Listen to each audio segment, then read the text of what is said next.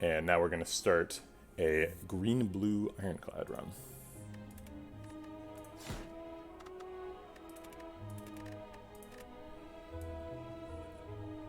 What happens if you put the red modifier on for if you're an Ironclad deck?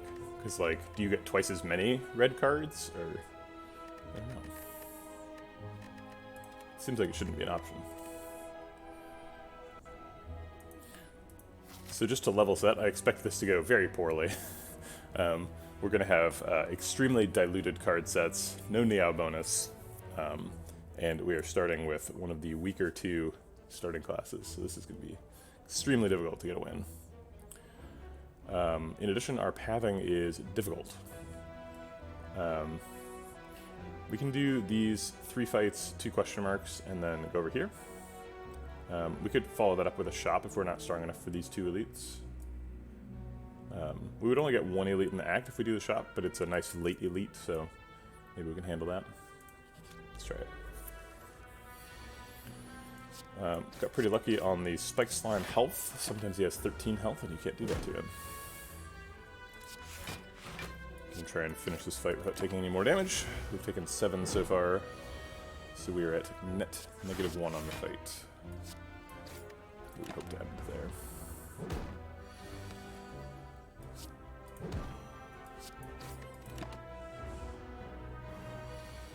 And we got it. Okay. Is Perfected Strike better or worse than normal when we have green and blue? Does Silent have any strikes? Does Defect have any strikes?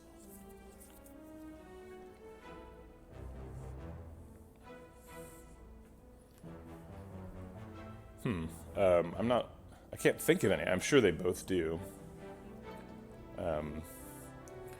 Because there's Strike Dummy. I guess I'll look it up.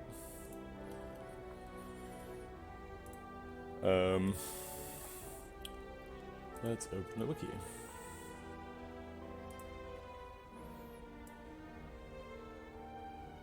I'm going to look this up by opening the Strike Dummy wiki page. We'll see if that has the list. It does. So the only silent card is Sneaky Strike. Defect has Thunder Strike and Meteor Strike. But most of them are coming from Ironclad.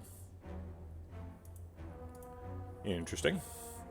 Perfected Strike is also just like fine to help us fight early elites and stuff.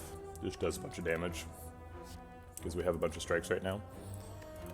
Deadly Poison is probably the best damage common in the game. It just does an absolute truckload of damage if you give it enough time. I'm pretty afraid of going too heavy into poison when we're playing a 3-class combination, since we're not going to find very much poison support. But I think the goal right now is to just do a bunch of damage, and Deadly Poison does that, so let's give it a shot to do it. Although Sever Soul probably does even more damage. I think if Sever Soul does... Actually, I guess it does the same amount of damage as Perfected Strike, huh?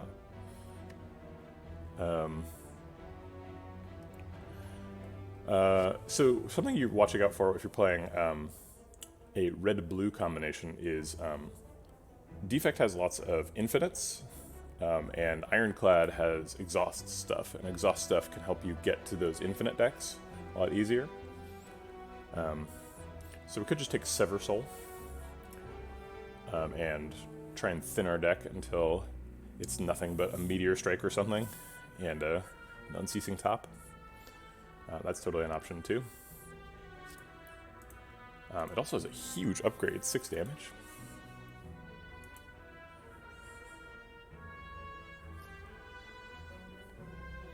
If we get an upgrade on that and then hit Gremlin Knob with it, it does 33 damage. It's like half of his health.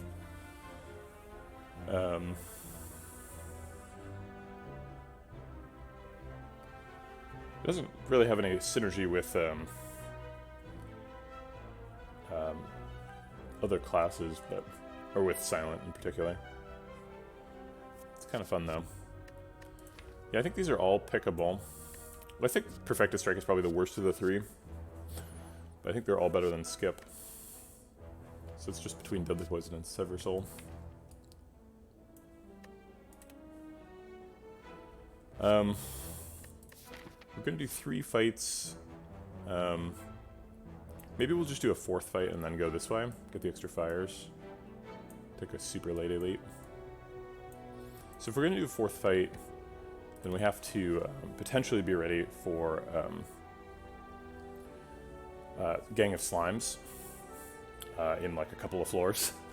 I think Sever Soul's probably the best at that. So maybe we try and do some exhausty stuff.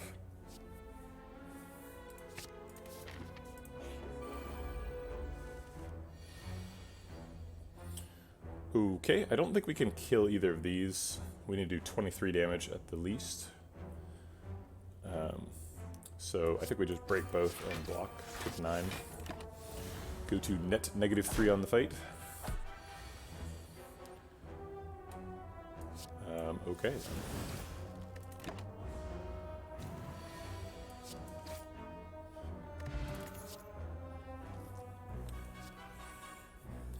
Rebound is also sort of a combo synergy type thing. So we're like Sever Soul Link to try and thin out our deck, and then rebounding something so we can play it over and over. Melter is also a good way to wake up Lagavulin. But rebound generally has more synergy uses.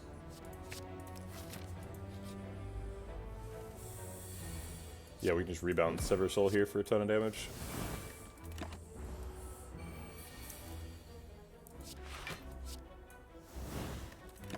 Okay, should be able to find 12 damage next turn. Great. Here's our first positive health fight. Rage can be infinite block if we have some sort of infinite thing. So that's kind of cool. Backstab is just a bunch of damage. Riddle with holes. We are an Ironclad, so we have access to some strength scaling.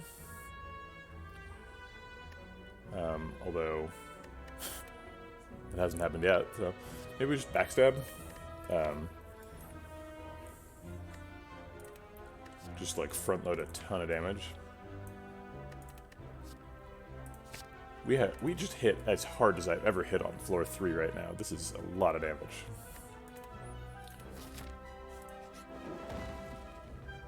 I think we can afford to remove a strike with all this damage. Removing a strike is generally a little better than upgrading card. Although if we upgrade Sever Soul, we get 6 extra damage. We're probably playing Sever Soul every time we see it. 11 damage per energy is crazy. Although Rebound also gets... Yeah, Rebound goes up to 12 damage per energy.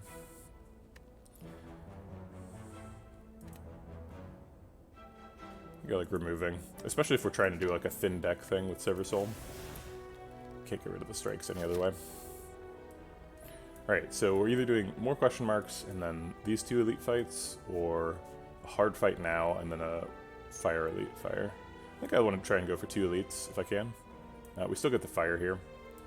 We miss a couple card rewards here with the 2 question marks, but I think we're about ready for an elite, so even if they're both duds, we're probably okay.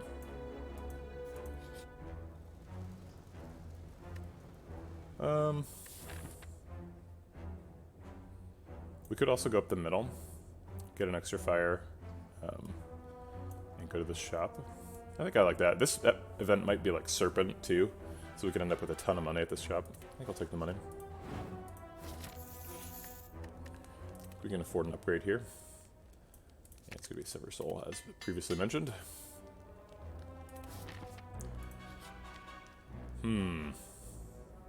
Okay, so we can fight the mushrooms, and then we kind of get like an elite here, and then we can go divert and go to the shop. Or we could take the health and go fight 2 elites. I think I like angering the mushrooms.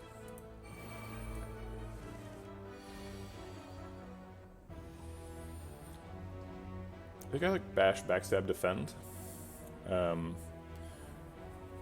This does 16 damage plus 8 is 24.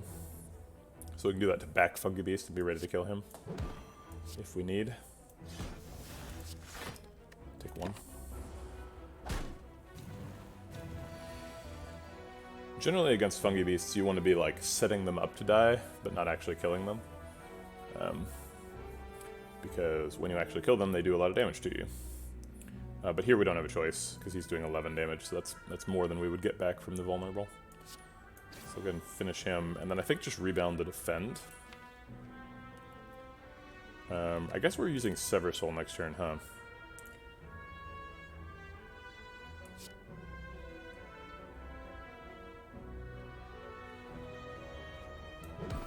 I'll rebound the strike.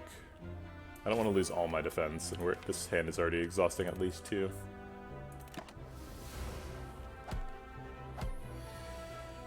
Okay, great. He's not attacking. Okay, so we'll just strike this guy and Sever Soul that guy. Hopefully get lethal next turn. Yeah. Alright, we've acquired an Odd Mushroom and a Blessing of the Forge. Armaments is one of those cards to keep your eye on when you're doing hybrid decks, because upgrading things in hand is super good, particularly with Watcher, where you have a lot of retained stuff. Charge Battery or Hologram, any of these picks would be our first defensive pick, and I think we're probably picking one of them. Hologram sort of participates in that combo deck that Rebound is part of. Rebound, Sever Soul are all saying do the combo thing.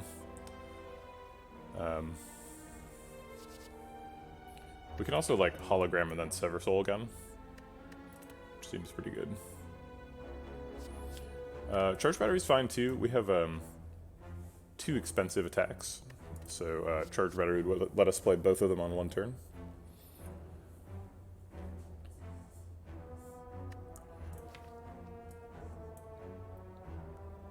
Charge Battery also gets us to the point where maybe we could play Meteor Strike, which is probably something we want to do if we're playing Sever Soul and trying to do combo stuff.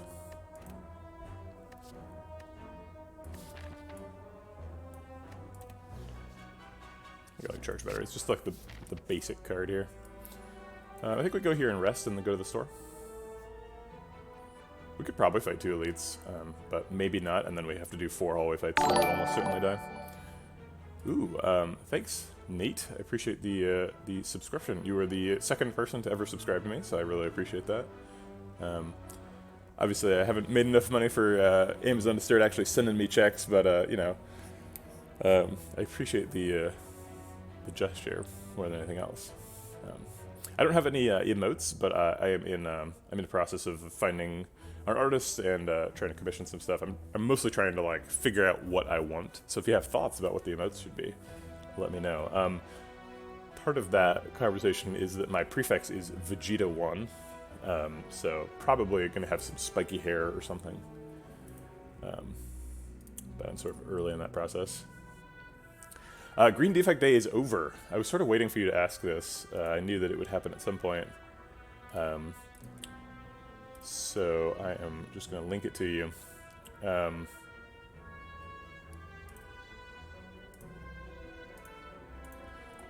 it didn't work. It was bad. Sorry.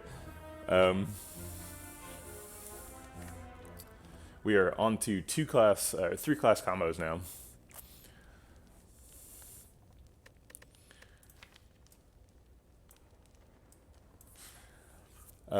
Do we need a rest if we're only doing 1 elite? I think maybe we can get by without resting. If we lose more than like 10 health at this elite at this fight, though, we might die to the elite. Sorry about that. Oh, sorry, I have the YouTube link, so just go there. And you can see. Maybe I'll do it again since you missed it. But I think I was only going to revisit the ones that were like that worked really well, where I think that maybe it's actually winnable, and that was not one of them. But maybe you can convince me that it's winnable. If we take an upgrade, it's probably Rebound or Charge Battery. I think we should probably rest, but I think I'll take an upgrade anyway. Let's be aggressive, and maybe Charge Battery gets us saves us that health that we should have saved by resting. Okay, more is bad, but maybe it's good somehow. Orange pellets is available. Well, we said we wanted to be a combo deck. So are we... What combos are available for orange pellets? We could do Wraith form and purge the Dex down. We could do Biased Cog and purge the Focus down. Ironclad doesn't really apply any debuffs to themselves. Oh wait, they totally do. Flex. So maybe we take orange pellets and look for Flex. Flex is a common too, but we are a 3-class combo, so like finding commons is not easy. Take a second Sever Soul. Could take a Hand of Greed.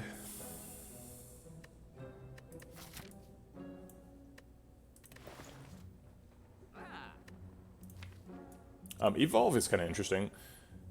Sever Soul is here. I'm not sure why you said Alchemize, Igni. Alchemize doesn't apply a debuff, and it's not available at this store. We could pick Evolve and then try and find like the strike that that gives you stuff. Here, yeah, let me see if I can find Coconut, because I do owe Yvonne Coconut.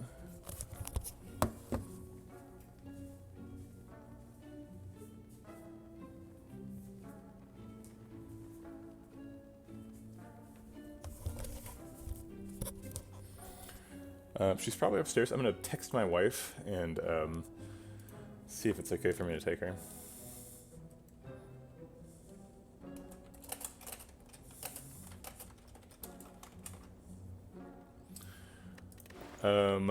Okay, so we'll take orange pellets and look for Flex. I think that's pretty reasonable.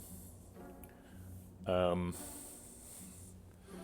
we're doing combo deck things, maybe we'll Pommel Strike. Yep. Yeah, potions definitely is a thing. Evolve is also would be our first power. So it would be so far our only way to proc orange pellets. Defect has ways to generate statuses as well. With the card draw that gives you a burn and the energy thing that gives you a void. Both 0-cost cards. I don't think Silent Het gives you any statuses. I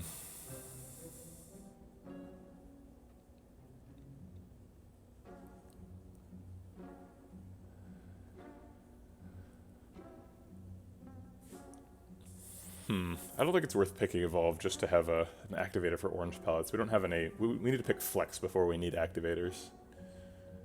I don't think it's right to pick Pommel Strike either. We have a bunch of damage already with these three. Yeah, I talked about the Ironclad stuff. We just remove another strike here.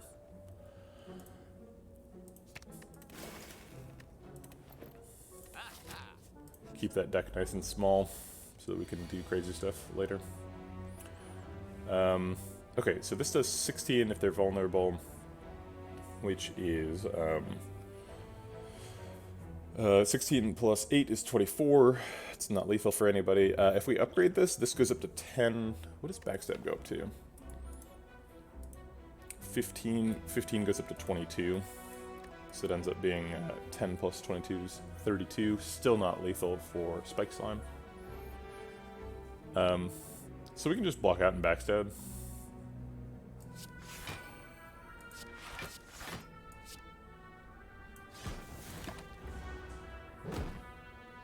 This is kind of a rough hard pool fight, because like there's a hard pool fight that's just Blue Slaver, and so this is just like strictly harder than that.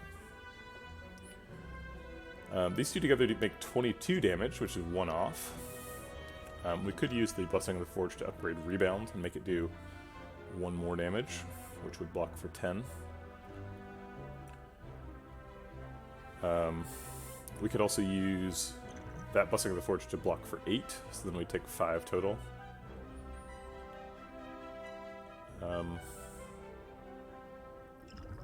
Yeah, Blessing of the Forge I don't expect a ton out of, so being able to block for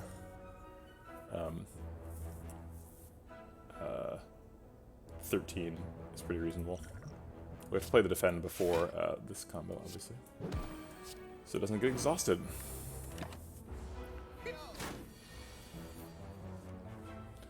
Alright, Charge Rider blocks out. Sever Soul does damage.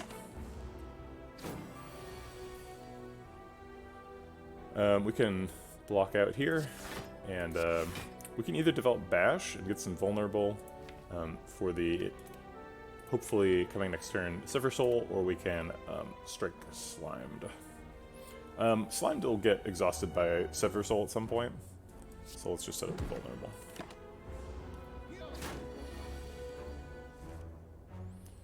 Not today. I think it's just Rebound Strike is fine. Gives us guaranteed lethal next turn. Blocks out. All kinds of good stuff. Okay.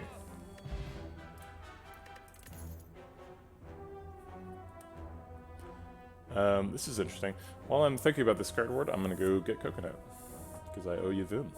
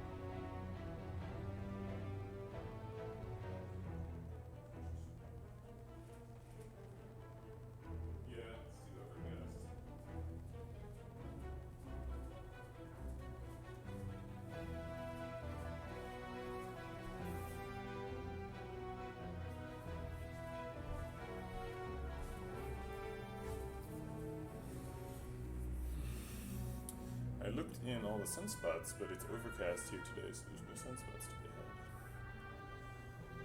had.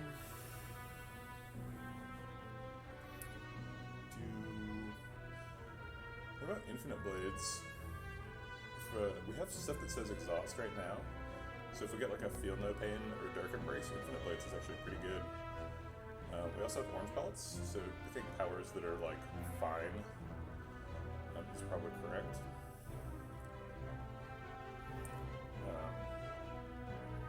What about like a Coconut, but with like Super Saiyan hair?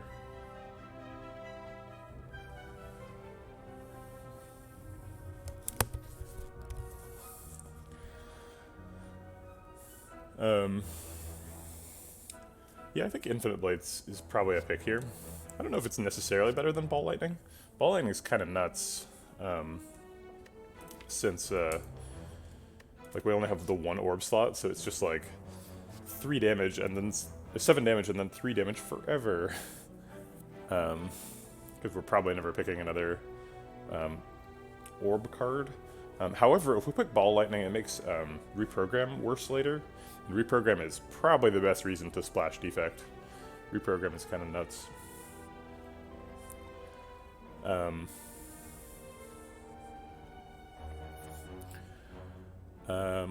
But I think I like Infinite Blades. Infinite Blades is pretty good. Infinite Blades is also like do 4 damage every turn.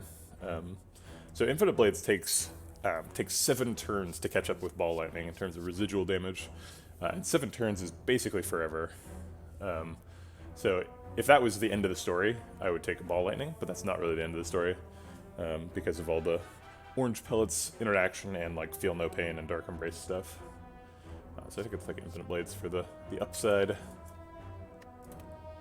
Plus Infinite Blades gets out of your deck, whereas Ball Lightning comes back around all the time. Although when Ball Lightning comes back around, it basically says deal 1 mana, deal 15 damage, which is quite a bit better.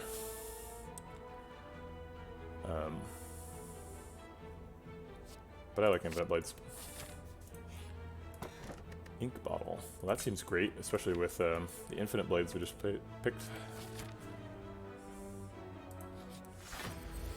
Alright, well, we would like to get up Infinite Blades before we start We have it all on turn 1.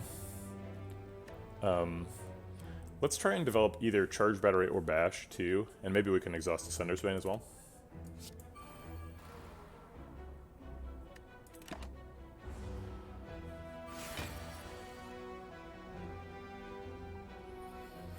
Yeah, we can pellets reprogram, that's true. And we do have orange pellets, so, like, it's pretty reasonable to plan on that. But you can only pellets it if it actually gives you negative focus. Which I suppose it's very likely to do, because I'm very unlikely to pick positive focus cards.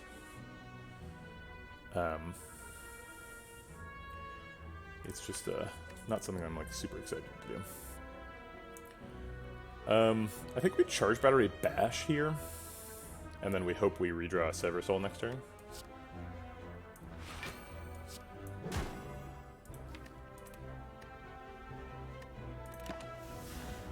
Unfortunately, we shuffled this Shiv with that plan, but that's okay. Alright, this is a pretty good wake-up.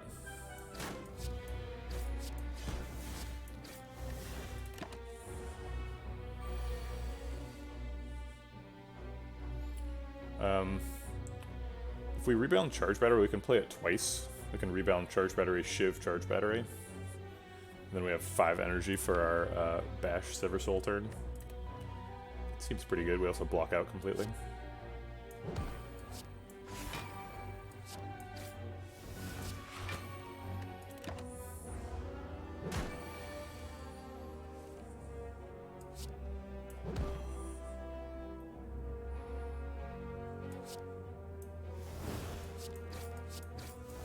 Maybe I should have defended there, since we're clearly getting lethal very soon. Ooh, Gremlin Horn. That's great. Turbo is a good combo card, and it makes me feel like goes well with... Well, it doesn't actually go with Sever Soul. It generates a status, but it's a status that destroys itself. It goes well with Feel No Pain. Maybe we just want Shockwave, though. Or Ball Lightning. Another shot of Ball Lightning. These are all fine. Turbo generates something that exhausts. Shockwave says exhaust on it. Maybe we don't need Turbo because we already have Charge Battery.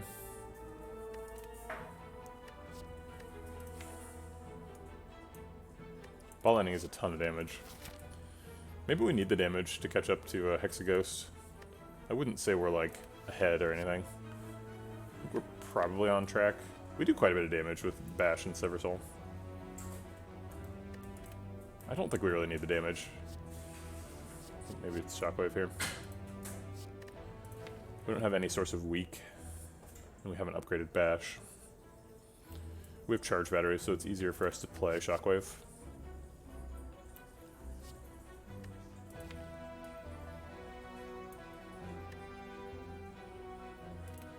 Okay. This is a fight. It's not allowed. We can almost kill with Backstab, just not quite. Maybe we can if we bash first, we can bash Backstab. I keep doing this math and I keep forgetting what the answer is. So it's 16 plus 8 is 24. So we can kill this guy, not that one. But that's fine, he's the one who's attacking for most anyway.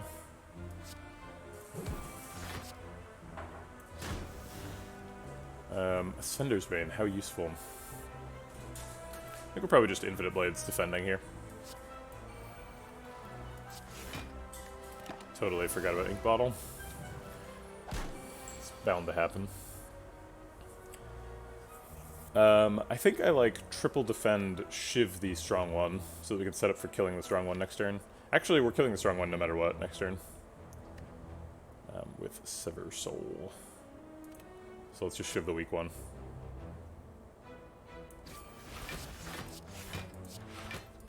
Take 2. Well, I was planning to Charge Battery Sever Soul to block him, but he's not attacking. So I guess we just punch him.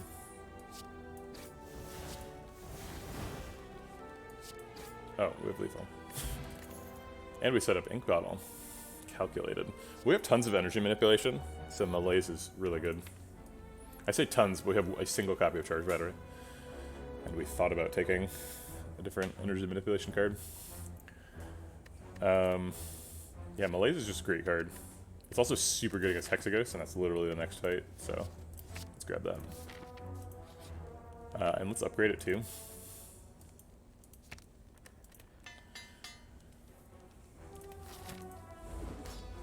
And let's draw it on turn 1. Oh.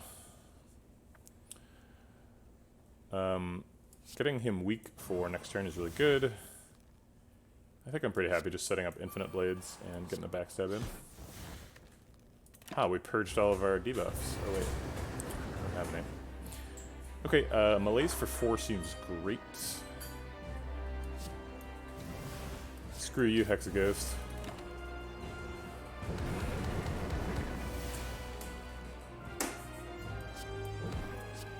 Alright, now we just have to do enough damage to kill him before he like scales up for like he's gonna need to scale up for like 2 cycles to beat us. I'll go ahead and save the Charge Battery from Sever Soul. I'll keep that around.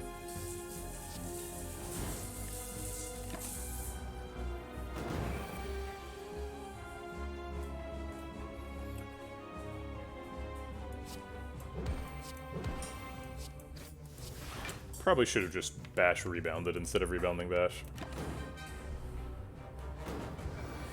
I just wanted to keep the vulnerable up. We seem to be winning. Pretty far ahead. I'll take 2 to develop 9 damage.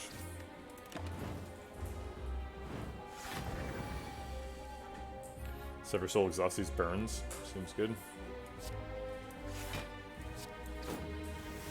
Ooh. It's kind of a mistake. We just lost Charge Battery. Oh well.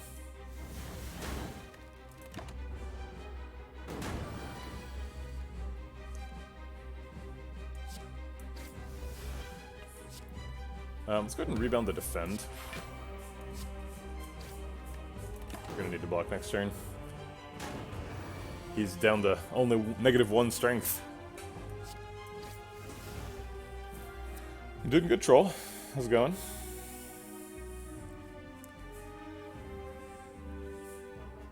Oh, let's go ahead and block for 1 energy.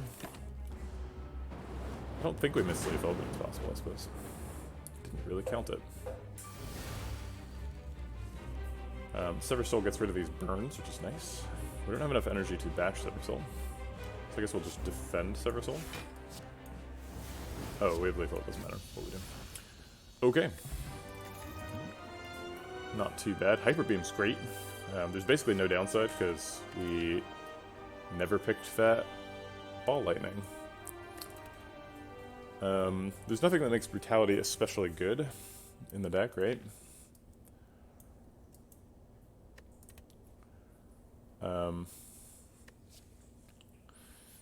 Do I want to reduce the cost of cards to 0? It reduces the cost of Shockwave and Sever Soul. Bash? I don't know. Not really. I think we just take Hyper Beam. Hyper Beam's really good.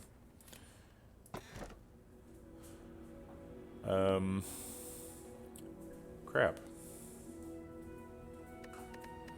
Runic Cube can be a component in Infinites. If we're still going for that. If we find like Runic Cube and whatchamacallit, Necronomic Curse and Blue Candle. That's draw infinite cards, or you know, spend one health to draw a card, basically.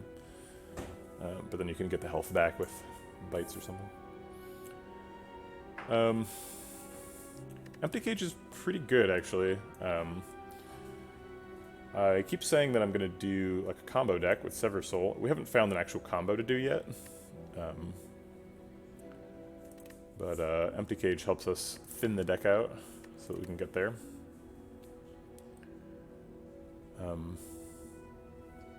Runic and Ink Bottle. I don't understand. There's no combo there, they just both draw cards.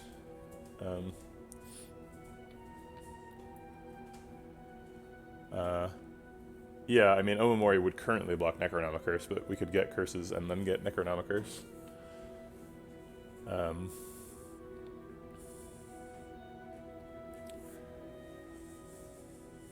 It's funny that we got the Odd Mushroom event and then the Omamori, because if we'd gotten it in the other order, we could have just healed for free and blocked the Parasite.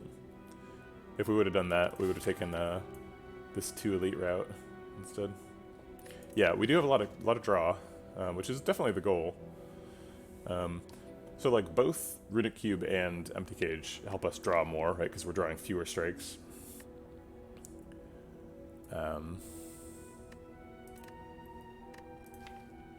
So after we Sever Soul once and like play all the exhaust cards, how many cards are in the deck? 1, 2, 3, 4, 5, 6, 7, 8 cards currently. So if we Empty Cage, we'd go down to 6 cards that are permanently in the deck, which is pretty close to being able to draw the same hand every turn. Which can be fairly abusive. We haven't like found the thing that's abusive with it yet. But even if we just find like a limit break, you know, like that could be it. Like that could be all we need. No, that's assuming Sever kills every card that it can kill. Oh, did I miss Charge Battery?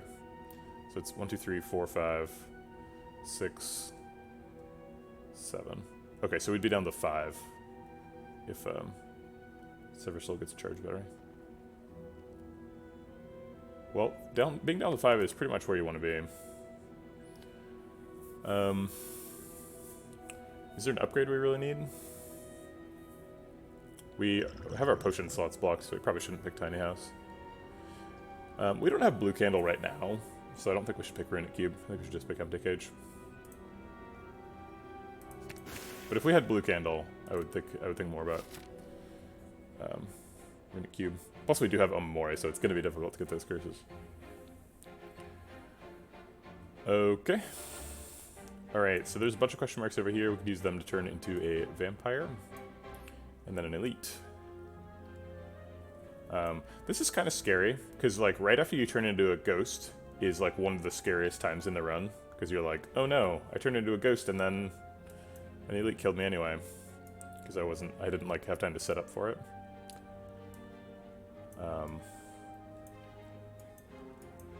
But I think we do this anyway.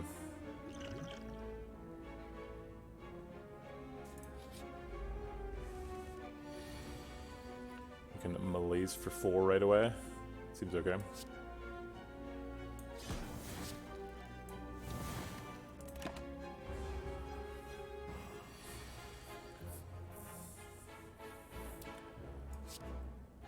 I think we play the Shockwave here.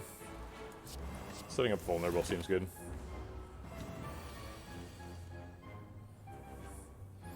We're only getting hit for 6, so we could just like rebound the Hyper Beam and ignore the damage. We're always shivving. Or we could just block for 5 and Hyper Beam. As mentioned numerous times, we have a very small deck, so we'll get back to Hyper Beam pretty quickly. We only have 2 charges of Vulnerable, so I would like to do 60 damage with Hyper Beam. So if we're doing 60 damage with Hyper Beam and 10 with Rebound, I guess it's technically 68 damage. So 68 plus 10, 78. So we'd only have to find 8 damage next turn with 1 energy. Seems very possible to get lethal next turn.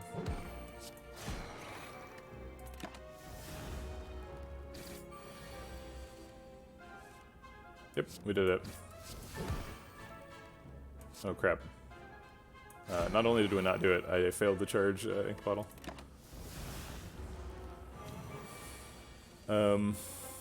Let's play Defends to charge Ink Bottle.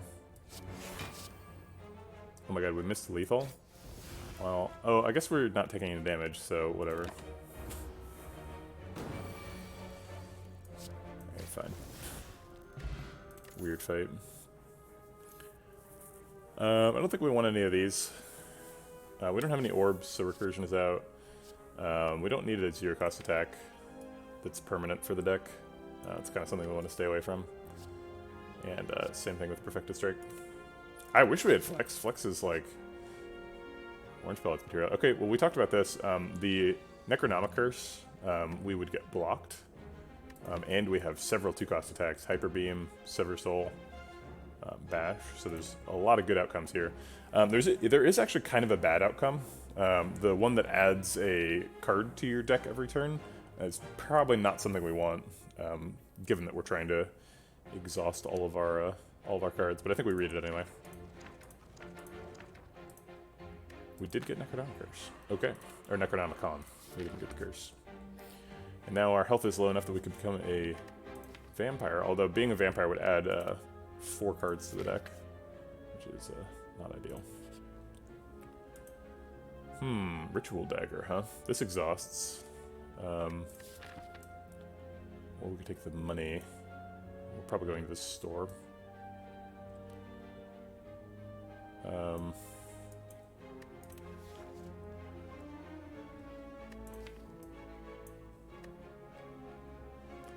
We have a small deck, so it's pretty easy to set up Ritual Dagger. I think I like taking Ritual Dagger here.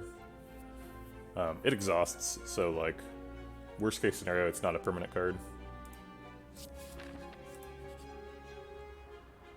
We get to use our Omamori here, so we'll grab a free relic. It's Pen Nib. Okay. We get to remove a card. That's the last strike, I believe. I don't know what's going to happen. It's kind of a weird situation. We can bash Hyper Beam. And Necronomicon would copy the bash if we did that. Or we can just double Hyper Beam.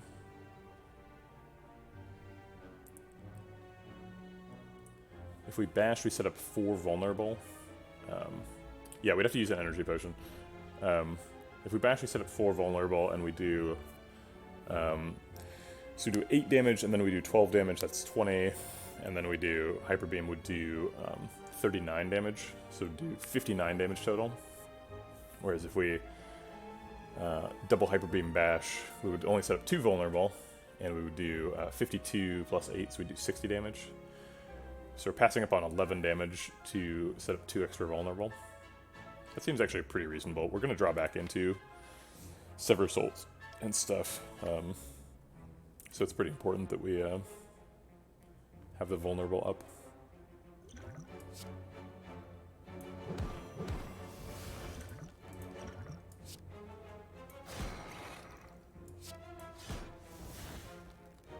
Oh. I was planning on Infinite Blades. Is Rebound better? 13 damage versus 1 shiv per turn.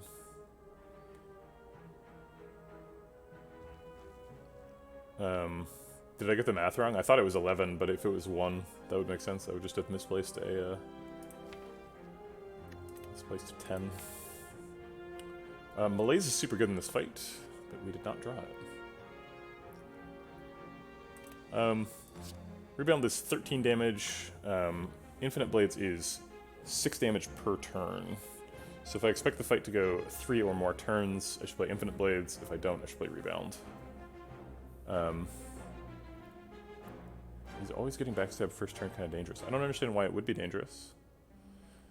You think we can kill him next turn?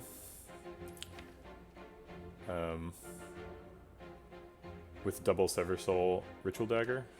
That would be pretty ideal. Double Sever Soul is going to do 33, 66 damage. 66 plus 15 turns to 22. 66 plus 22 is 88. So if we do 13 now, yeah, we do have lethal. There's approximately a 50% chance, or 25% chance of getting Sever Soul Ritual Dagger. Slightly higher than that. Alright, yeah, let's go for it.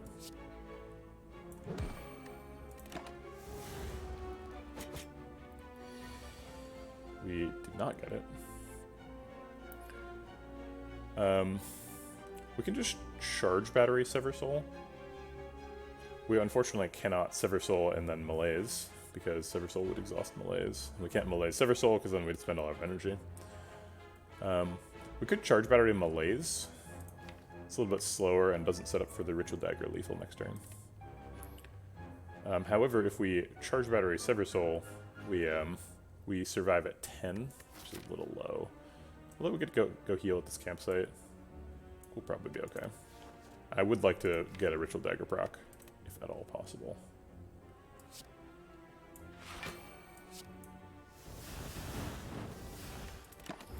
That is a lot of damage.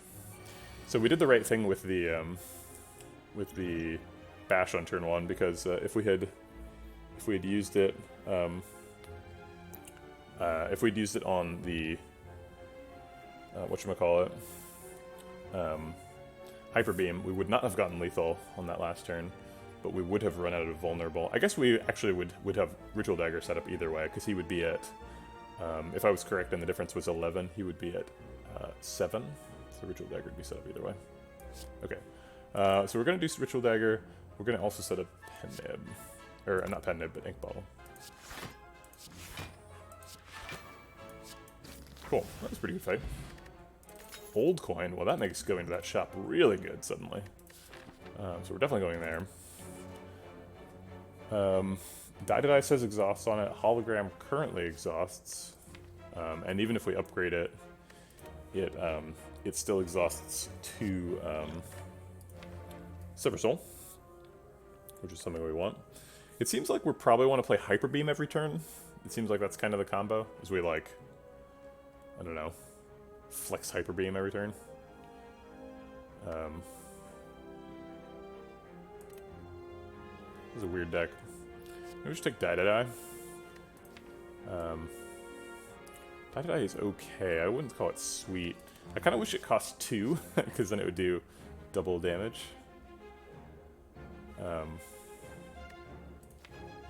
We already have Hyper Beam and a pretty thin deck, so we have pretty highly available AoE that does like 52 AoE versus 13.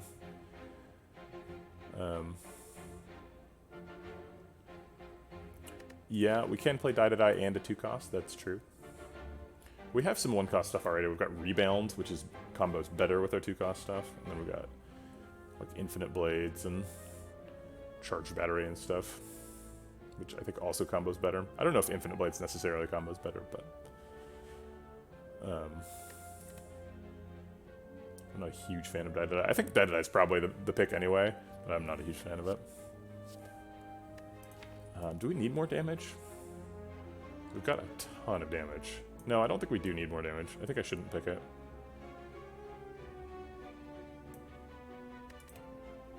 Hologram also combos with 2-cost stuff, because you can go get something that costs 2 and play it. Also, if we like play Hyper Beam, then we can Hologram and Hyper Beam, which is like way better than playing Die. So let's pick Hologram. I think we have to rest here, or else we're gonna die to an elite. Hyper Beam. Ah, man. Never works. So, Rebound Backstab kills somebody. Does 20 damage. We could Hologram the Rebound. We do have Horn.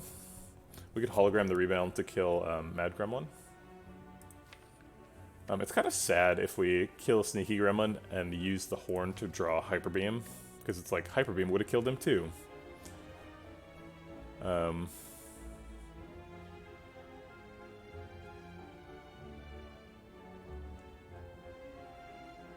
I think we're just gonna backstab Rebound. Oh my god, Rebound's... Pen Nib. And we're doing Ink Bottle. Oh my god, this is a disaster. Alright, I think we're gonna plan on killing both. I'm not exactly sure how we're gonna do it.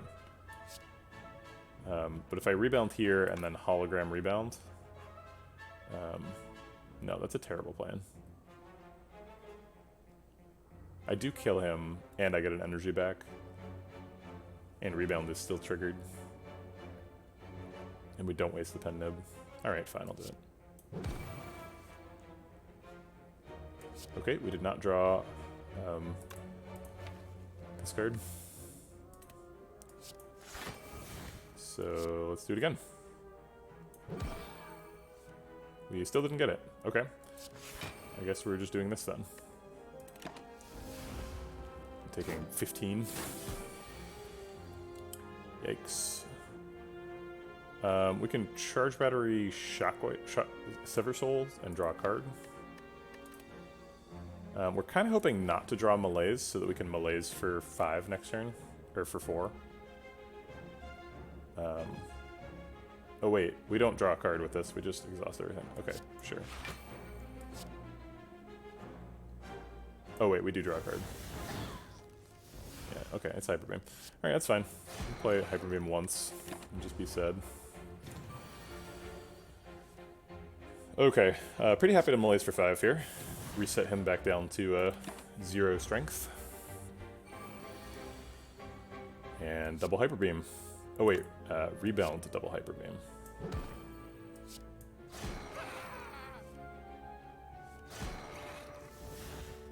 We can't rebound Hyper Beam again, but we can just Hyper Beam again. Or we could rebound Charge Battery. Get Infinite Blades out of the deck. We should probably try and kill him next turn. So if we Hyper Beam now, he goes to 42. And then if we do Sever Soul plus Ritual Dagger, that is 40, which is not quite enough. I like how we have -9 focus. Oh, Sever is doubled. So Sever, thank you for the reminder. So if we do Hyper Beam now, it's actually, is it too much damage? So it would do 44 plus 18. 44 plus 18 is... no, it's not too much damage.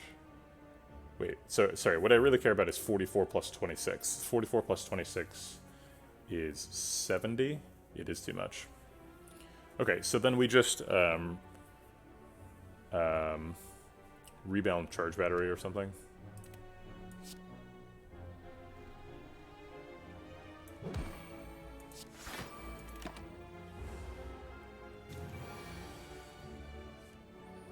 And then, okay, so this does 44, and then he's at 15 and dies. Okay. Wasted Pen Nib, but that's okay. It's way more important to get the Ritual Dagger procced than to set up Pen Nib. I don't think we take any of these.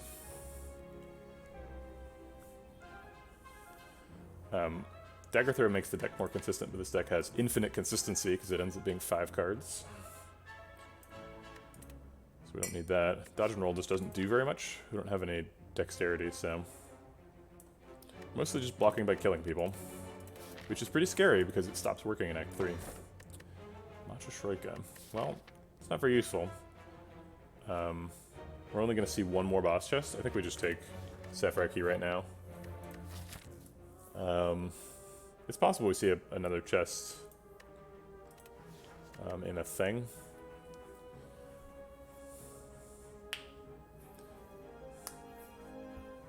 But I would rather just like take the relics out of the next chest that I am guaranteed to see. Why would I take Sapphire Key over Matryoshka right now? Matryoshka has a slight upside in that it's possible we see 2 chests for the rest of the game. And if we do, then presumably one of them was in a question mark. And if that question mark happens before the next guaranteed chest, then we get to choose between 2 Sapphire Key options.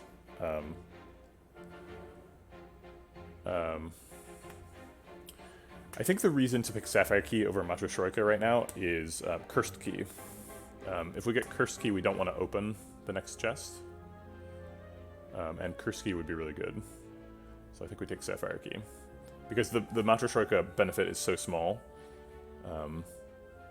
And the Cursed Key downside is quite large.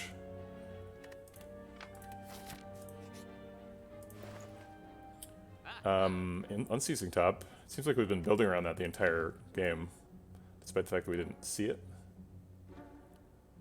Can we actually do that? Do we actually get any value out of it? We like go down to a 5-card deck, but then like, how do we exhaust the rest of the cards? Because we want like a 1-card deck or like a 0-cost deck if we're gonna do Unceasing Top.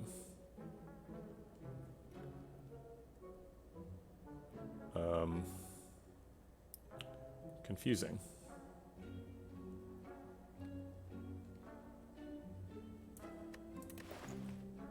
None of this is energy stuff.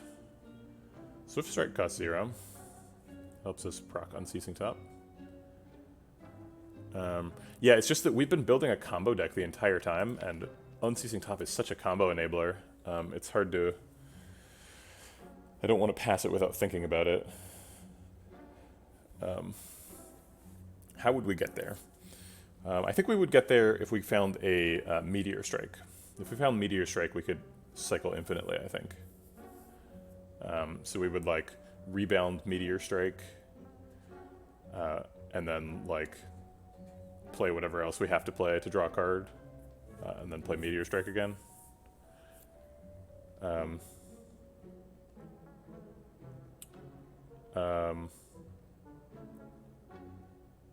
Hold on just a second. I've been dropping a lot of frames, so I'm gonna go see if my wife's doing something she can stop doing.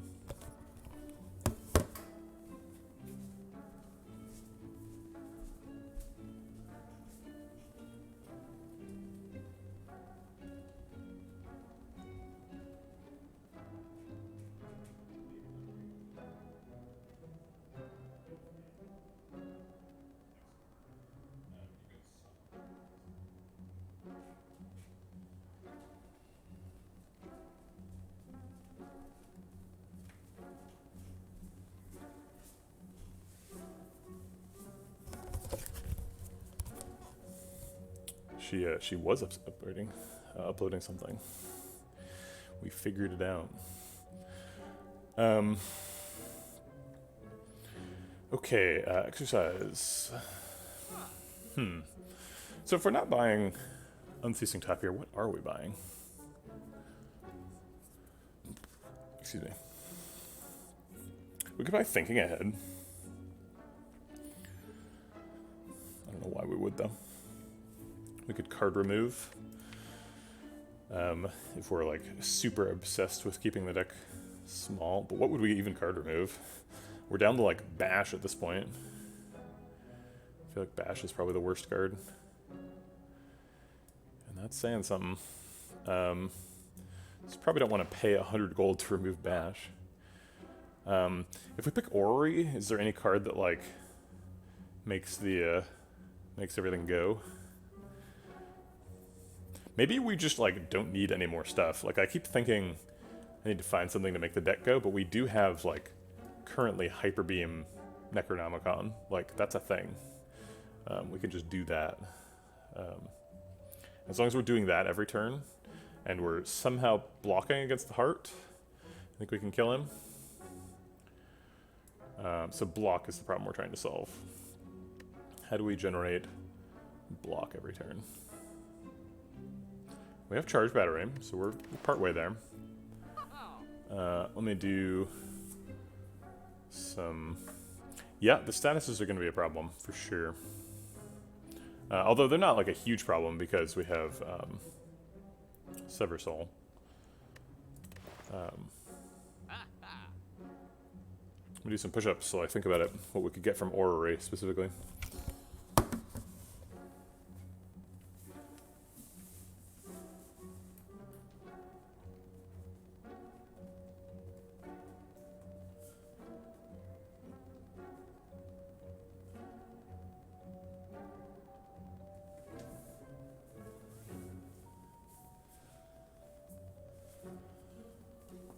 Let me get some water as well.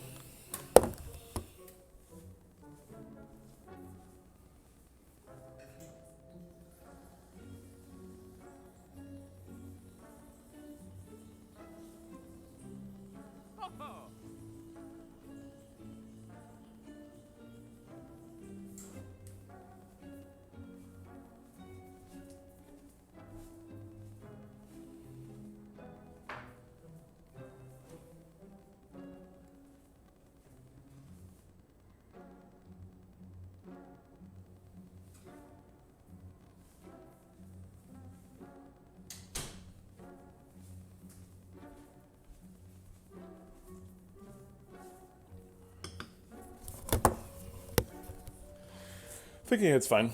Okay, so we're going to pick Orrery, and here's why. Flex. We need to find flex, and we need to find some powers that we want to play. Because if we can flex and then purge, then we're getting strength, and we can win. We could also get reprogram.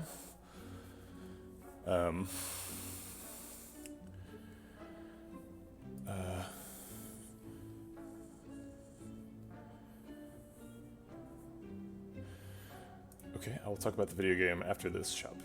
So let's take Orrery. Okay, so we have Piercing Whale available. Piercing Whale is super good. We need to find ways to block, so that's a thing. Heat Sinks Plus. Headbutt's another combo-y thing. 2 copies of Reckless Charge available. Warcry kind of does the same thing as Thinking Ahead, but is a little bit worse. We could play Claws. We're actually pretty well set up to be a Claw deck.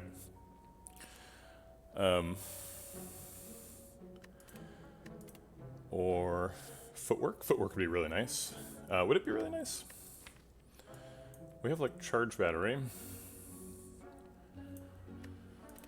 It helps us purge debuffs. Doesn't scale with Piercing Whale. If we take Claw and Unceasing Top, can we make it happen? No, we can't. We need the Meteor Strike first. Okay,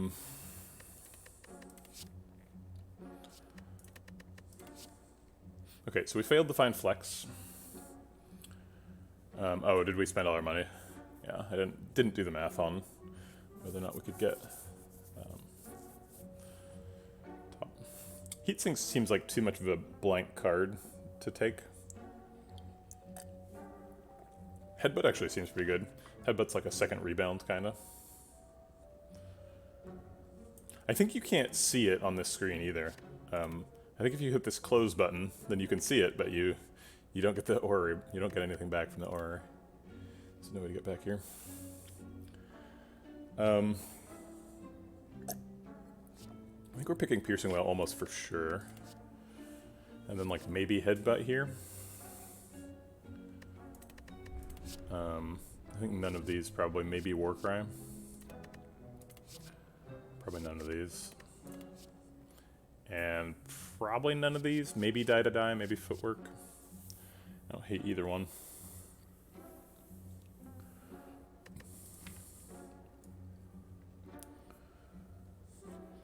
Footwork's main thing is like it procs orange pellets, and it's like pretty good.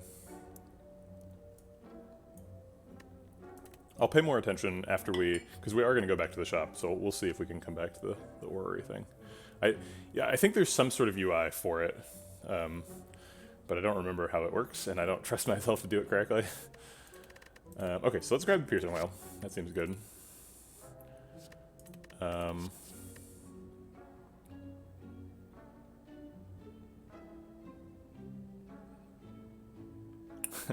I don't think so. No, I don't think you get to see the shop in Orrery, but Igni is saying you can, and I mean, it's possible that's true. There's some UI subtleties there for sure that are possible.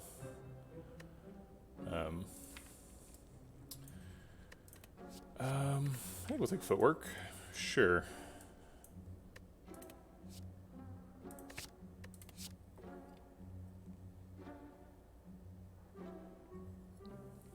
We're skipping this.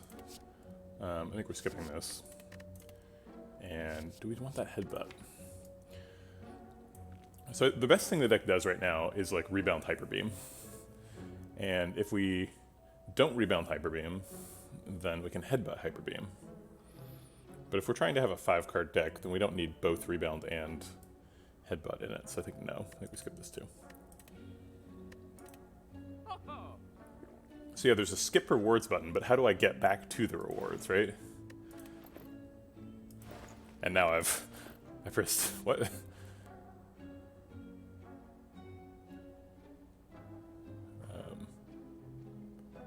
Oh, weird.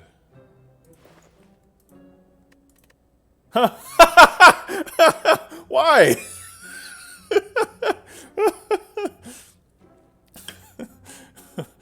Slay the Spire. We need to talk. What the fuck is this shit? That's some... Okay, alright. I guess Orrery gives you a card reward screen, and the card reward screen on the shop is the card remove screen. But come on, really? That's just bad. Yeah, I think we're just taking bronze scales. Maybe card removing Bash? Is it time to card remove Bash? So if we card remove Bash, then we go down to 1, 2, 3 cards. Makes room for a flex.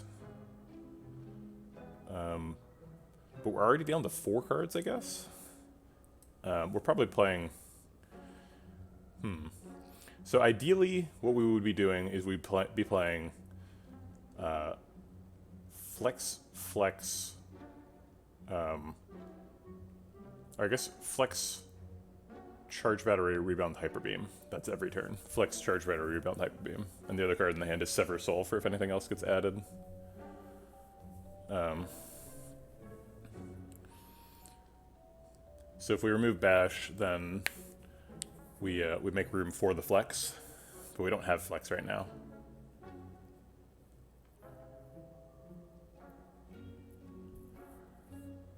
Flex, charge battery, rebound, hyper beam. So that's 4 cards, and the last card is Sever Soul, because we can't get rid of that.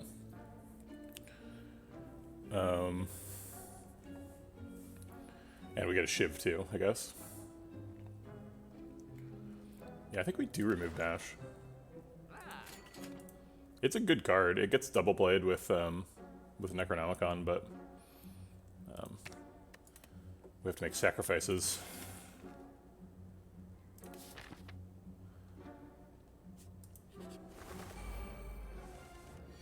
Oh, come on, where's my hyper beam?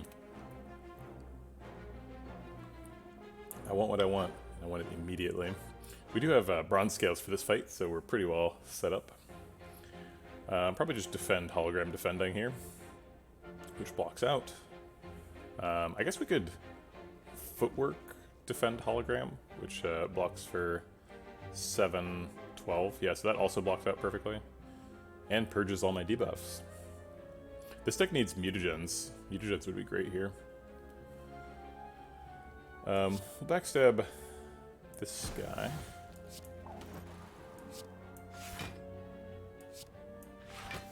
And then I guess we'll Malaise just to get rid of it. It also de-strengths by 1. I'll hit it on this guy. Oops, wasn't planning on drawing a card. Lost track of Ink Bottle.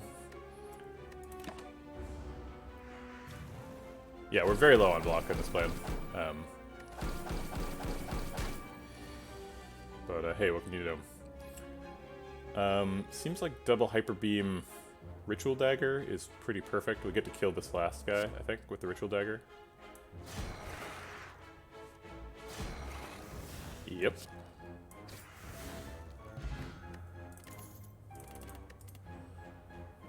None of these are flex,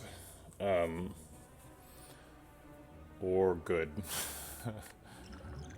We could get rid of our elixir to take another elixir. Seems fine. We don't have any money, so we're not going to the store. This would actually curse us. Beam Cell is actually a pretty reasonable last card. I didn't really even consider it, but I don't think it's good enough. I don't think I'll take a curse in a 5-card deck. Oh wait, hold on, hold the phone. Oh shoot, I already said leave. Wait, because we can get rid of the curse with Second Wind. Yeah, so we could rob him. Or Sever Soul is the thing. Second Wind is a totally different card. Second Wind would be way better than Sever Soul in the current deck. Actually, I'm not sure if that's true.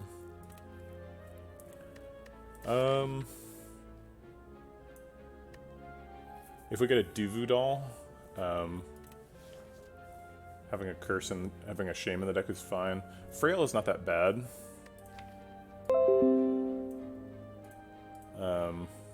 Because we don't like defend that much. Get most of our block through like Malaise and Piercing Wail. Alright, let's rob him. Get a Singing Bowl.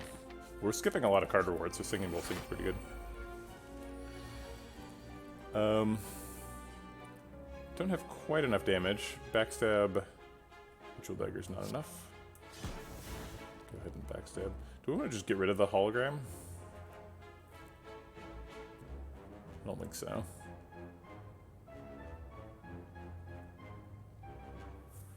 Yeah, maybe I do. I wish that hologram and Ritual Dagger weren't in the same hand. Then I could go get the Ritual Dagger and proc it. Oh yeah, yeah. Sorry about that. No, I'll redeem that now. So, Akiran asked me to talk about the game I'm making. I'm making a roguelike in the sort of Berlin roguelike school. The definition of roguelike is the topic of a furious online debate between people of ill faith on both sides. But what I mean by that is a procedurally generated game with permadeath, and it's like a turn-based tactical game. So the procedural game with permadeath is sort of the sort of modern interpretation of roguelike, and then the turn-based tactical game is the sort of classical interpretation of what the actual like game structure is. And so I'm making like a classical Berlin roguelike. It's the thing I've been iterating on most recently, and Sir Artemal could tell you more details about this, is the sort of magic system. So you sort of there's sort of magical energies coming from objects in the room. Like a fireplace would be radiating fire magic, or an open window would have like wind magic coming out of it.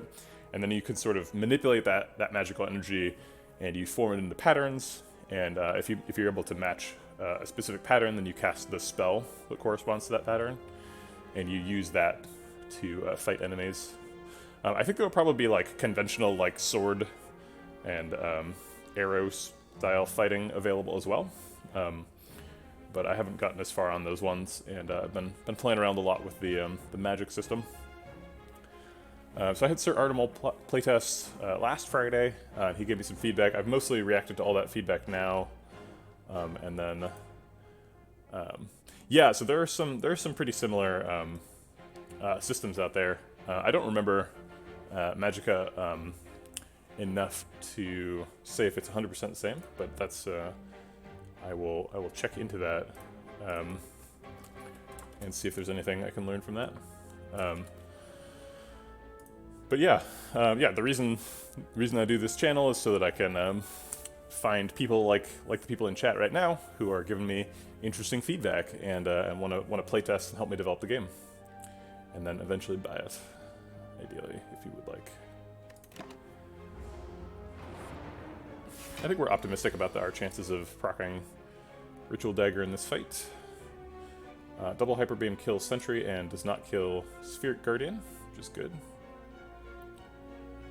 We can double Hyper Beam and defend, or we can just like rebound double Hyper Beam. Rebound double Hyper Beam is a little bit scary, because if we do 104 damage, which is Hyper Beam twice, that does kill Spheric Guardian. And we probably don't want to kill Spheric Guardian yet, because we want to Ritual Dagger him to death. But it seems like preparing to kill Spheric Guardian is probably a pretty reasonable idea. I actually think I like defend Hyper Beam Malaise here. The Malaise doesn't like hit him, but it does remove 2 of his artifact charges. And then we could theoretically Shockwave Piercing Wail him next turn to block.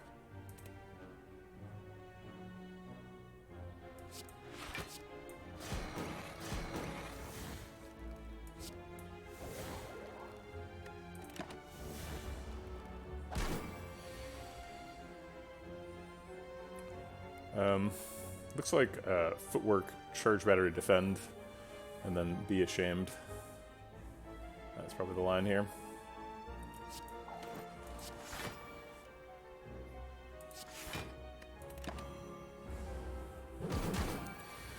Alright, he's almost to the point where we can Ritual Dagger him. Drew Ritual Dagger at the worst time. So if we shockwave him, he actually becomes vulnerable, which means this is going to be lethal. It does 36. Yeah, he's at 34. Okay. Neat. We don't really need elixir. We could have used it there to get rid of the frail, I suppose, but it's not a huge deal. This looks like max HP. We could take Noxious Fumes. It is a power, so it procs our orange pellets. Seems like we're trying to end fights a little faster than that, though. Yeah, I think I remember Magicka. I didn't want to say it out loud because I didn't want to be wrong, but yeah, it's less of a system like Magicka where you're like crafting spells by creating by like combining elements, and more of a system where like you're manipulating the world such that the spells that already exist happen in it. If that makes any sense. So like, okay, so for example, if there's like 2 tiles of fire energy and there's another tile of fire energy that's like offset, you could like move that tile of fire energy up so that they form a line and there's like a wall of fire emerges there. That's the sort of idea. Okay, we should take the energy.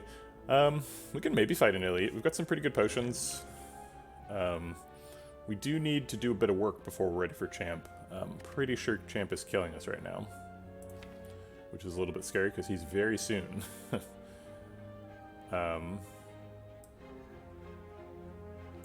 Maybe we're too fast for Champ. Maybe we just like hyper beam him to death.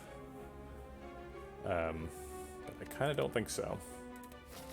We're pretty good at Act 2 elites, with the exception of Book of Stabbing, who we already fought, because the other two are Gremlin Leader and oh, I guess let's see, we fought both. Which was the most recent one? I think Book of Stabbing was first, and then it was Gremlin Leader. So this is either Book of Stabbing or Slavers. Ideally, we'd get Slavers, and then we'd get turn 1 double hyper beam and just win the fight on the spot.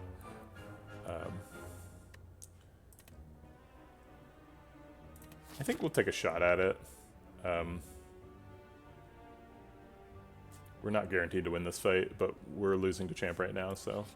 Okay, it is Slavers. But we didn't get turn 1, whatchamacallit.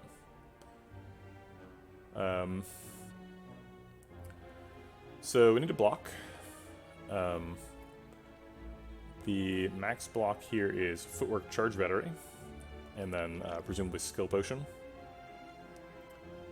We can proc Pen Nib here on Backstab. So we could do 9 plus 22 is 31 damage. Not quite enough. We could just set up Pen Nib as well, and just like Footwork Charge Battery, Infinite Blades, Backstab. I think I like Footwork Charge Battery, Infinite Blades, Backstab, Skill Pot. Got through it. Let's see what's in this. I'm gonna restart the fight and do that first. Obviously, you're supposed to do that first. I just didn't think about Skim.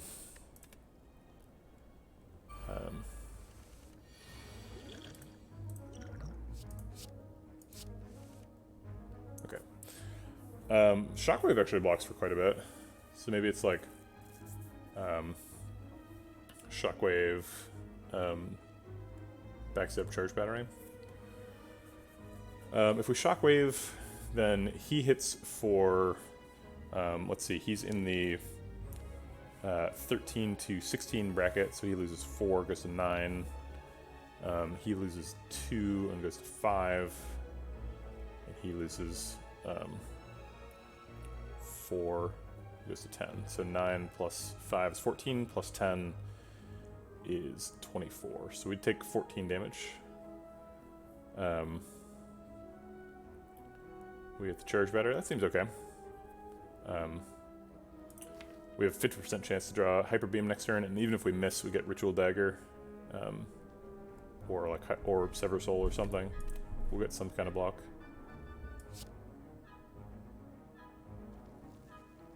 Actually, do we have lethal with Rebound Backstab? Because we're parking Pen Nib and they're vulnerable.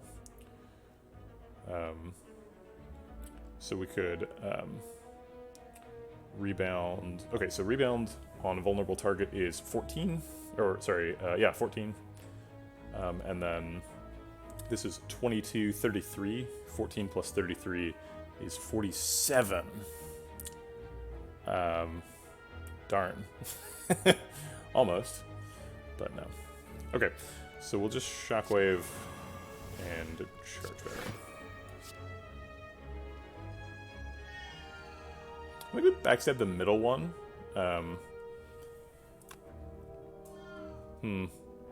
No. If we backstab the back one, we can kill him with just Ritual Dagger. So we should make sure that we can do that. Okay. We got Hyper Beam. We got Ritual Dagger 2. Yeah, so I'm pretty sure we can just kill one with Ritual Dagger and then double Hyper Beam to clean up.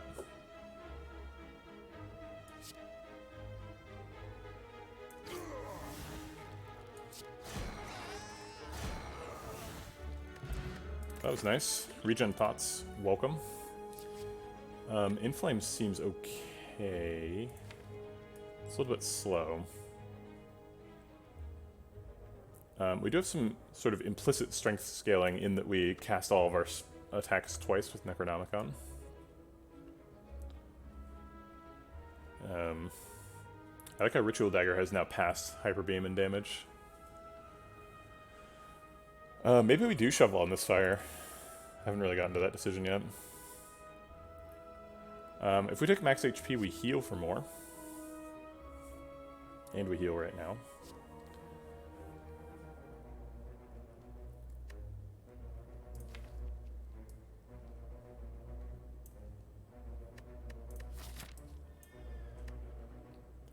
We also have regen pot.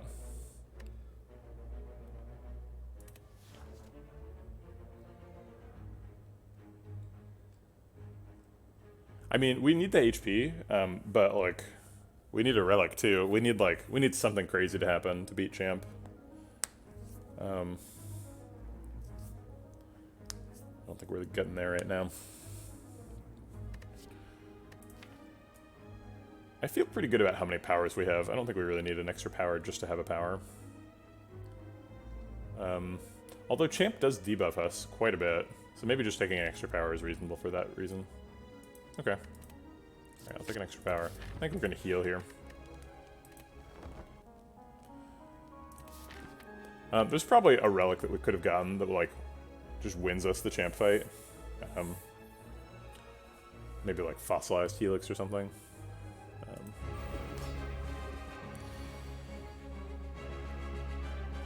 Okay.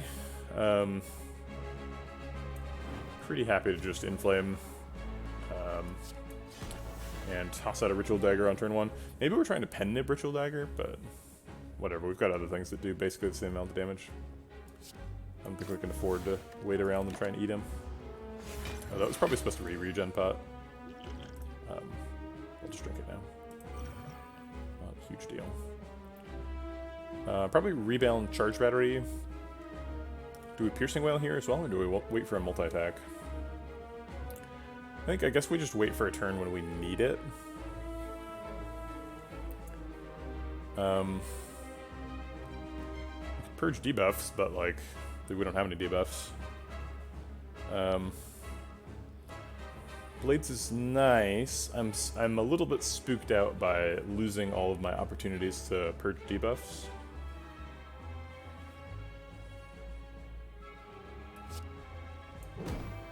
But I think it's good.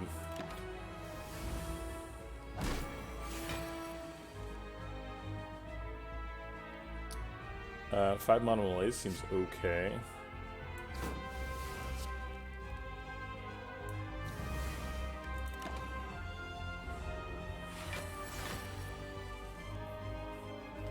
Alright, so there's Footwork. That's our last power. So I think we're gonna hang on to that one. And double Hyper Beam!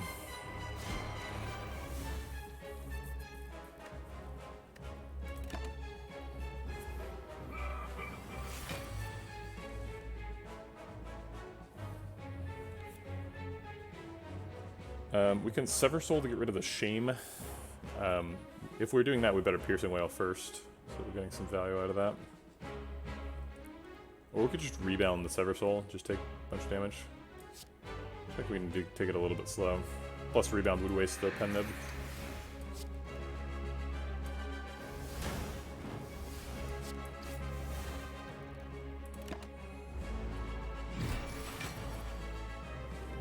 Alright, we're down to a 10-card deck. Probably just charge battery shockwave here.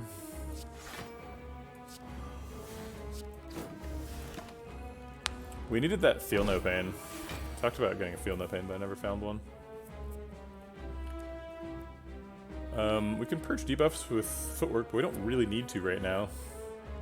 He's not attacking us this turn. And we have to go kind of out of our way to get it. We have to, like, Footwork defend.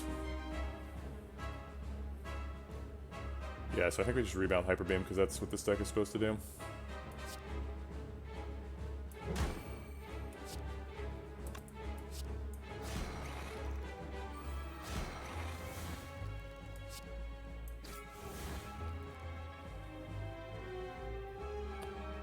And we'll play this to set up Ink Bottle. We accidentally broke him. That was some bad math there. So now we better kill him. Rebound Hyper Beam will get Pen Nib on the second one.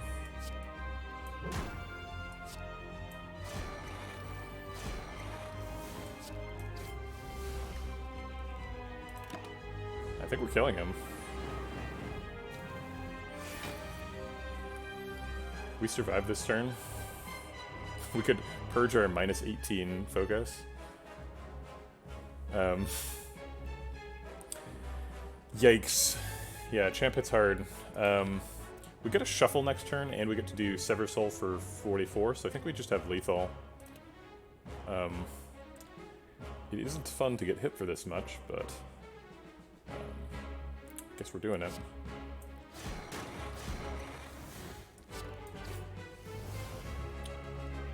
Charge Rider is helpful. I was not anticipating the Ink Bottle draw. Could have lost the round if we drew Sever Soul and none of the other good stuff.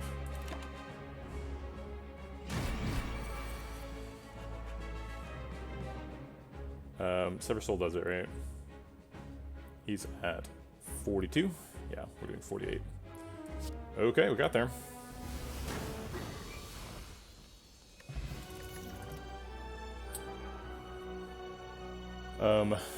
We don't really need Immolate. We kind of have that slot full with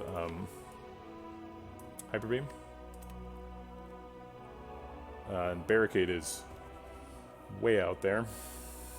So is Fission. We have literally no orb stuff. We definitely could have played that fight better in like 6 different ways. I wasn't even aware that I was breaking him. It just like Hyper Beam surprised me by doing 110 damage, and that was more of his health bar than I thought it would be. Did not do the math.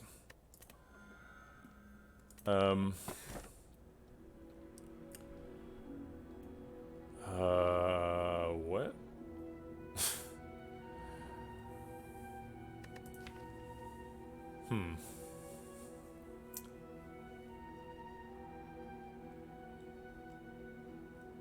Yeah, I could have played the ending. You're right.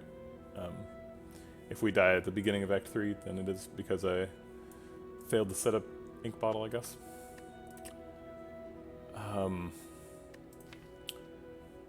So, okay. Astrolabe is particularly weird.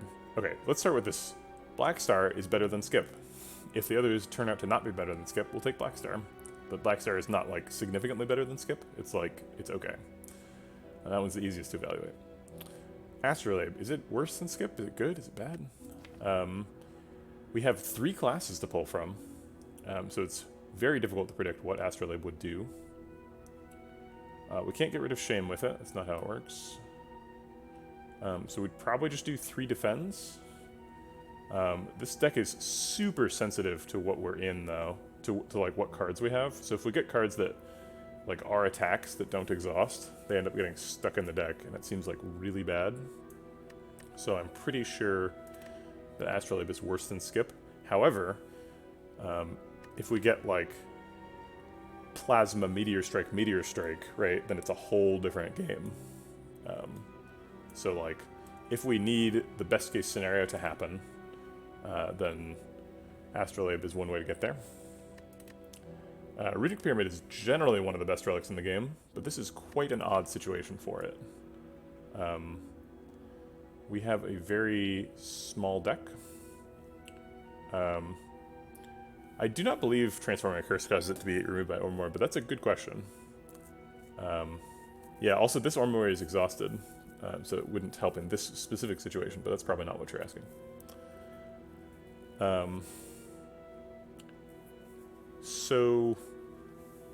Trollfun, you're correct, it does help us hold cards so that we draw BME Troun, but the whole point of this deck is that after we're done exhausting everything, we only have 4 cards, right? The only cards that are going to be left at the end are Rebound, Hyper Beam, maybe Charge Battery if we let it survive Sever Soul, and that's it, right? It's like this deck is pretty much only Hyper Beam. It's like Rebound, Hyper Beam. Everything else exhausts or can be exhausted by Sever Soul or is a power.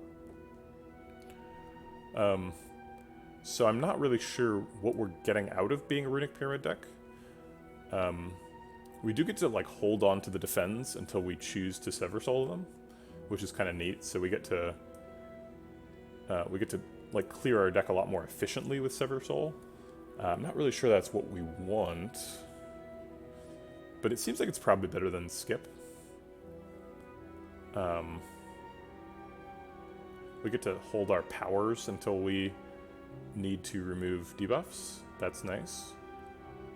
But the whole point of this deck is that it's like mega consistent on the second shuffle, and Runic Pyramid basically just makes you mega consistent on the second shuffle. So I don't like, what's the point? Yeah, I think Runic Pyramid is better than Skip, which is what I said about Blackstar. I assumed that would be enough analysis about Blackstar, but I guess it's not, because they're kind of both in the same space where they're like better than Skip, but not by a lot. Astrolabe is worse than Skip, so we don't have to think about that anymore. But I think Blackstar is probably better. We also have Shovels, so we could go kind of nuts and like really look for a specific relic. But I don't know what that relic is.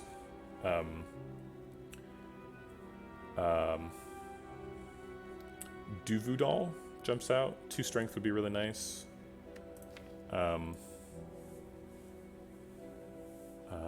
We can't do anything crazy with like calipers. Obviously, just like good relics like Fossilized Helix would be great. We do have to fight at least one Act 3 Elite, and probably we're going Act 3 Elite hunting, because we're in pretty good shape against specifically Reptomancer, and Reptomancer is generally the hardest one. I think for this deck, the hardest one is Nemesis, because we can't really block that much, and there are turns when you don't really have any choice but blocking against Nemesis. Because he's intangible, and so what are you going to do?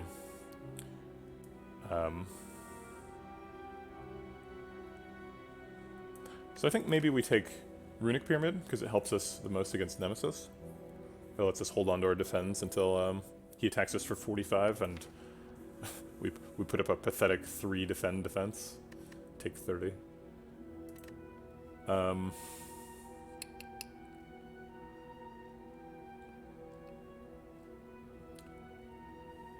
Yeah, I'm just not sure what combination of relics is really helping us.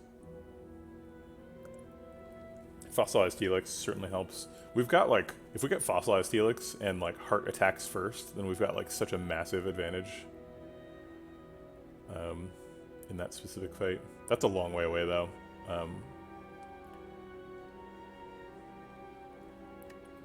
We're pretty good at Act 4 elites with just Hyper Beaming them to death. It's pretty viable. Piercing Wail is good against Nemesis. I don't know if I've ever been this worried about Nemesis before. Nemesis is generally like the easier one. But this deck, like, it plays enough cards and does enough damage to get through Giant Head. And we totally dunk on Reptomancer with like double hyper beam Gremlin Horn. I think let's just grab Black Star and hope that something cool happens. I don't think Runic Pyramid does enough in this situation. Okay. Yeah, Potion Belt and four Fairy Jars. That would be nice. It's one way you can beat the heart. We have to go over here, which means we have to go to one of these three. We don't have a ton of money, so going to the shop isn't like super appealing. There are 2 fights in the Act 3 easy pool, but we're probably getting that either with 4 question marks or with... we're probably running into a fight in 4 question marks. So this path probably uses our easy pool pretty efficiently. This path is really hard, because we're probably going through like one of these 2 elites to get to this shop fire thing. I guess we can dodge and go to 2 fires, but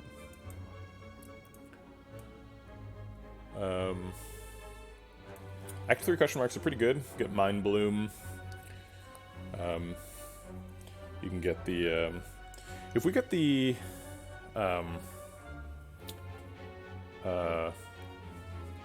Tesseract, what do we do? Do we want any colorless cards? Portal. I don't know if we'd survive if we portal. Yeah, let me look up the Act 3 question marks really quick. Oops, I went to the wrong place. Act 3 question marks. Which ones are good? Which ones are bad? And why? So falling is probably bad. If falling gets us a defend, it's good. Otherwise, we don't really need that. We don't have any strikes left. Mind Bloom is always great. Portal's bad. Sensory Stone's okay. Sphere we probably fight. Red Mask is bad. Winding Halls is bad. So yeah, we kind of want to dodge question marks, I guess. Pretty much the only good one is Mind Bloom. And then like kind of falling in Sensory Stone.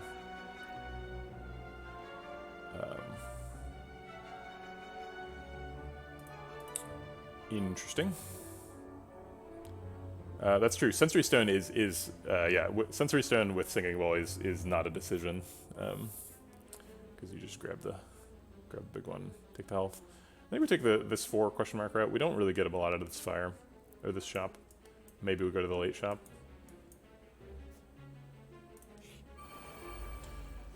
Okay. It's Darklings. Well, we can't do much this turn. We can do this. That is take 15. Double Hyper Beam, Ritual Dagger is lethal. Great. With the Shiv. Oh my gosh, it's not.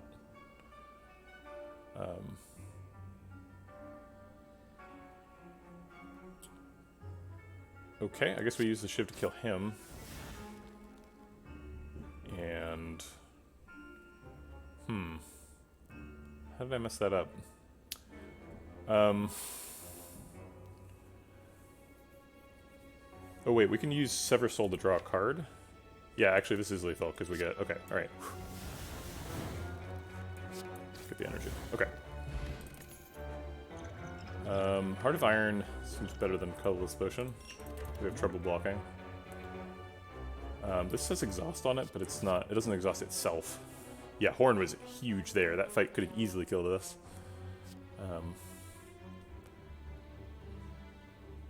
Yeah, none of these are the last card in the deck, so... Looking for a flex. Give me that flex. Upgrade Hyper Beam. Gets a lot extra damage. That's like most of our damage. Yeah, there's definitely no way we're doing anything other than that, right? Okay, just checking. I'll take 16 extra AoE, please. Looks like we're going to a shop anyway. No flex. Are we Panic Button? Seems like Panic Button's really good. We have like very limited other block. Just having a panic button would be really nice. Plus, it's like you can panic button and then next turn kill everybody with double hyper beam, so you don't need to block next turn. It also exhausts, obviously. I wouldn't be considering if it didn't exhaust. I don't think the deck is starting to get too large. Reasonable people can disagree, but...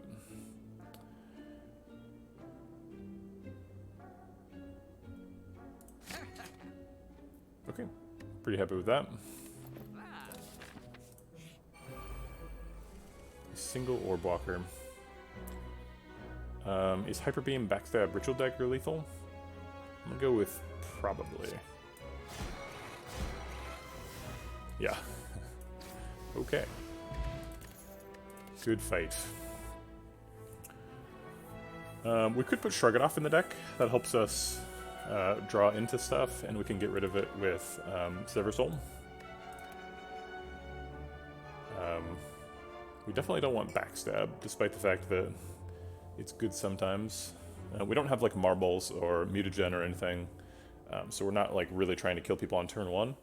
And the more innate cards we have, the less likely we are to draw Hyper Beam on turn one. We just want to draw Hyper Beam every turn, basically. I guess we take Shrug It Off? What is happening? Yeah, Shrug It Off's fine, right?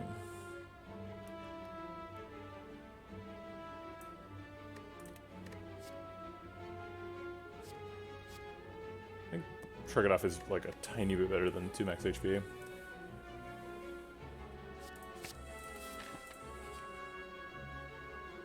We can't go immediately to the boss because we don't have the key. So we leave. More Darklings. Okay. Panic Button blocks for 13. Oh wait, we can Panic Button and then purge the debuff. I've never done that before with Panic Button, but I'm pretty sure that's how that works.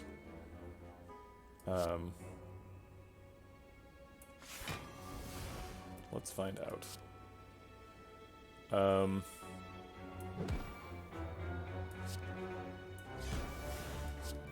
Yep, it works.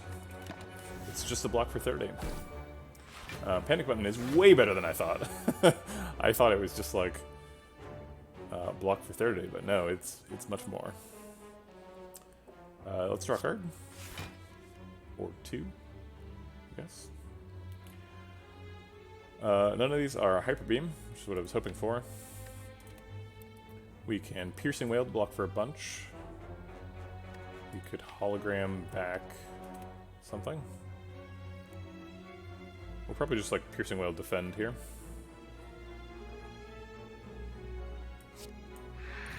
Okay, so we're getting attacked for 10 plus 15 is 25. We can block for 13.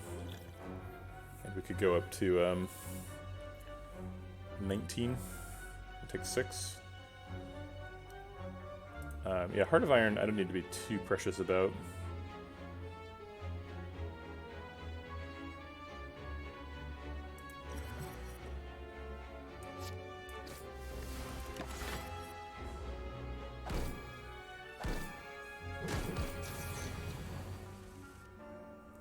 Wow. Okay, so I guess next turn is Hyper Beam Ritual Dagger. It's a little bit late. It would be nice if it weren't happening like this. Unfortunately, Hyper Beam is going to kill them all. It's going to do 68 damage, and none of them are gaining armor, so they're just all going to die. Shockwave Charge Battery seems pretty clearly like the way to block.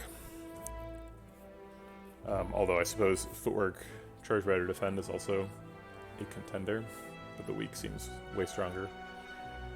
I guess it's weak versus 9 block. Yeah, weak is way stronger. Okay. So let's do that.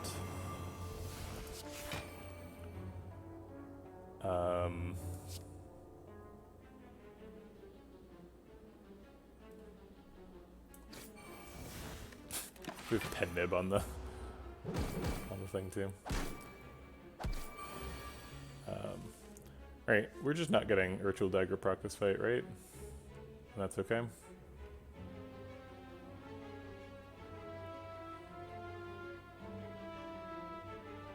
I'm pretty sure even if we pen nib Shiv, Hyper Beam is going to be lethal. We probably should pen nib Shiv just to set up pen nib for next fight.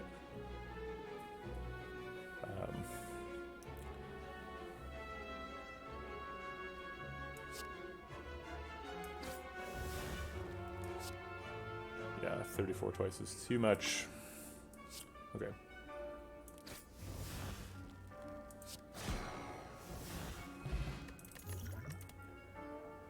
There's a fusion. Is fusion the last card in the deck? I don't think so.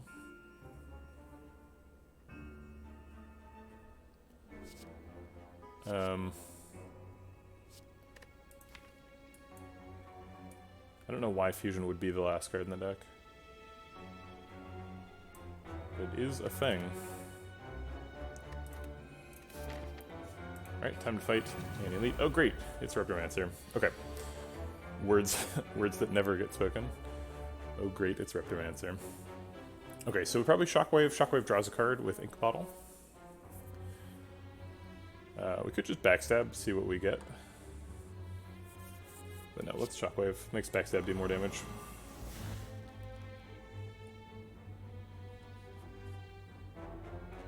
Huh. If we Panic Button and then it does not work. They have the minion tag.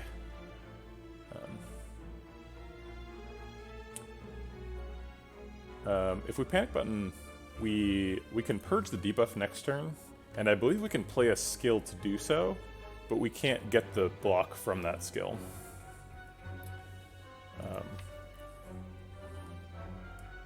But if that skill is like Piercing Wail, for example, we could purge the debuff with no negative effect. And it does block for 18 right now, which is kind of a lot.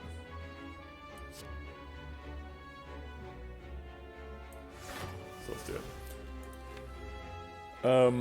If we don't get Hyper Beam, which is approximately 2 out of 3 times, then we probably need to kill both daggers. So there's kind of 2 lines here. Either we backstab her and then Ritual Dagger her and just do a ton of damage and hope we draw some AoE. Even if we don't get AoE, we can draw a card by killing a dagger next turn. I'm a little bit afraid of drawing a card with Gremlin Horn right now, because if that card is Hyper Beam, then we miss it, and then we're upset.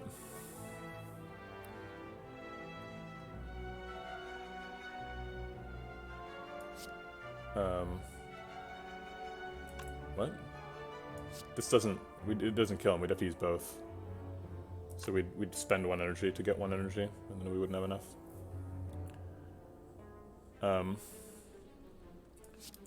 So it is 56 plus 54 damage. Wait, this is not 56, this is 16. 16 plus 54 damage is 70, which is a ton.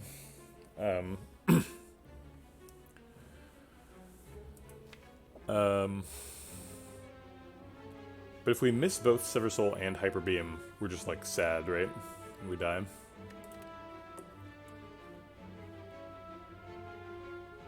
But, you know, sometimes you die.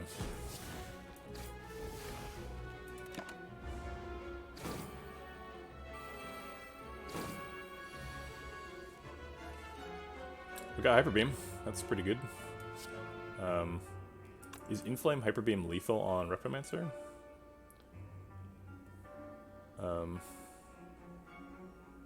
We also draw like 4 cards and get 4 energy, so we can just malaise her for 5.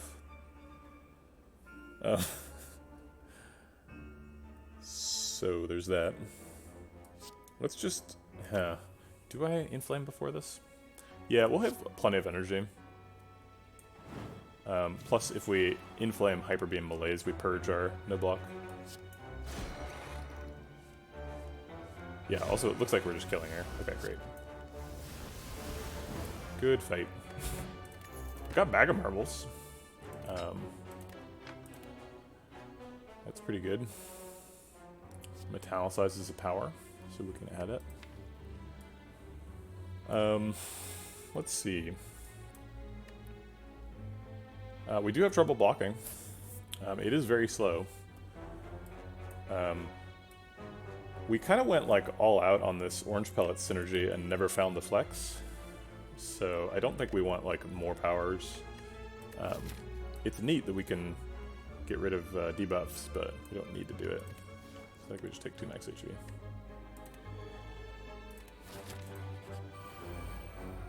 Okay, we should be okay at transient, I think.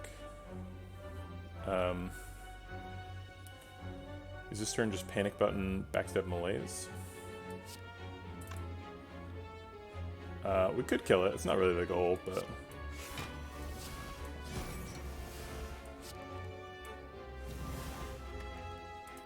it's definitely possible. Double hyper beam here does the thing. Oh, I guess we could ritual dagger it, huh? That's the reason to try and kill it. If we inflame charge battery ritual dagger, we purge the no block debuff. We don't really care about the no block debuff though. I think I am unironically going to save ritual dagger in case we want to kill it. It also increases the attack density of the deck. I think the play here is inflame hyper beam.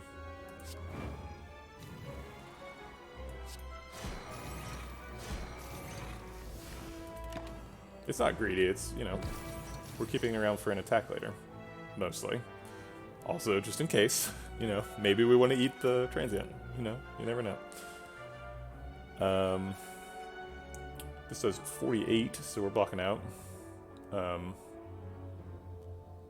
I think we just play Infinite Blades as well. We're going way too slow to eat the transient, though. Oh wait, why didn't that block out? Oh, he's weak, so my math was wrong. That was a mistake. Always doing that. We can footwork shrug it off. We could just shrug it off and hope to draw a card. Footwork doesn't do a ton here.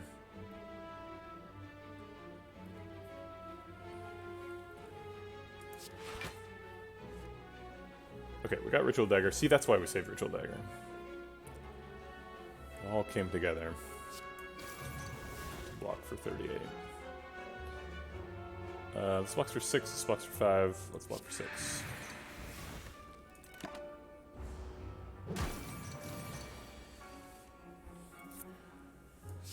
Okay, so finally we lined up Rebound and Hyper Beam. It seems that we overestimated our deck thinning potential, because that Rebound Hyper Beam thing is not happening as often as we need it to happen. We're not really clearing out the deck with Sever Soul the way we were thinking we were. We could just Rebound Sever Soul here. Oh wait, this is the last turn. Doesn't matter what we do. It kind of does matter because we messed up Pen Nib here. That's okay.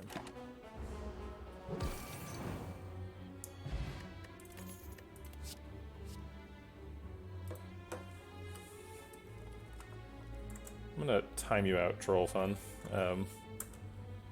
for 2 minutes, for 10 minutes.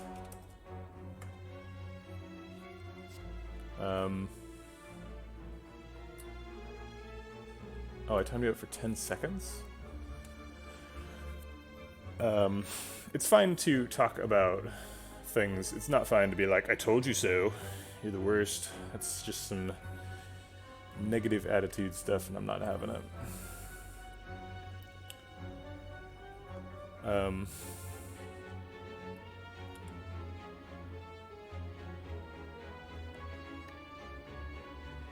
think we take the 2 max HP here. Corpse Explosion's kind of fun. If we end up fighting Donudeka, and we are fighting Donudeka, that's fine.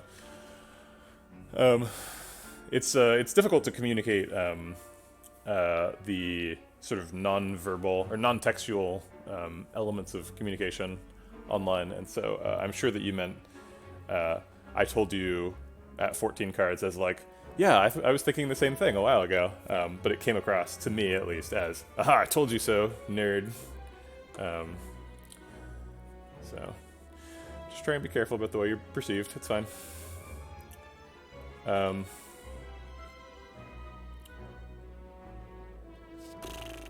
Also, I clearly don't know how to use the timeout command, because I tried to ban you for 10, yeah, whatever, it's fine. Okay, yeah, I think max XP is probably better than Corpse Explosion. We don't really need the AoE from, yeah, you're fine, it's good.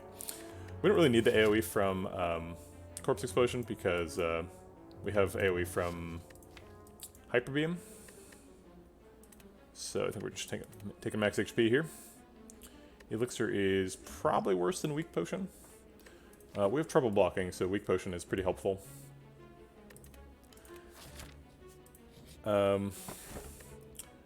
Very late Toxic Egg. I guess I should have taken the Matcha Shroika, because Toxic Egg is, I would be quite happy to take Baluki over that. Would have wished I saw another option. But there's no way to know that at the time. Alright, do we take the shop with 130 gold and the extra 2 relics? But we're guaranteed to not fight Rectomancer, who's our easiest target. I guess let's do this question mark and then see. We could take weak and vulnerable on turn 1 for the low price of only 132 gold. We lost the potion slot because we are too high in Ascensions. After Ascension 11, you start with 2. I also feel like I lost a potion slot because we're carrying this fairy in a bottle around, and it's too good to discard, clearly, but we really only have this one slot that's liquid. Also, I like Kid Tendo 64, it's a fun name. Yeah, it's hard to imagine spending 132 to get a weak mask. It doesn't help in any of the, doesn't help against Donu Deka particularly, although it does remove their artifact charges, but I don't apply any debuffs. So that doesn't really matter. We do apply Piercing Wail. We have a debuff. And Shockwave, I suppose. And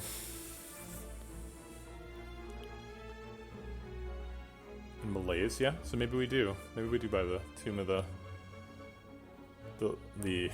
maybe we do buy the red mask. If we buy the red mask, I think we're going left and skipping these elites, or this elite, because we don't want to go to a shop with 0 money. And then if we do that, and then we win the elite fights, then we have a bunch of money for the Act 4 shop.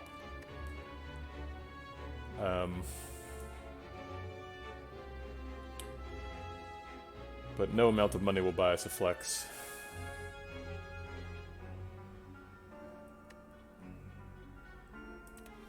Yeah, I think we leave this and go fight the elite. We've got Black Star, so we kind of need to be hunting a little bit. We can get something better for 132 at the shop. It is giant heads, so we managed to dodge Nemesis, which was the one we were most worried about.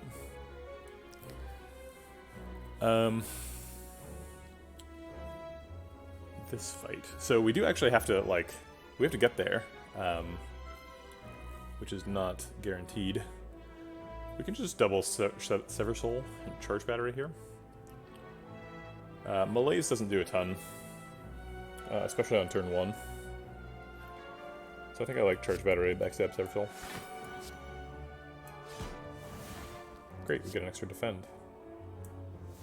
Now if we had Unceasing Tap, we would draw a card and then maybe exhaust it with the Sever Soul.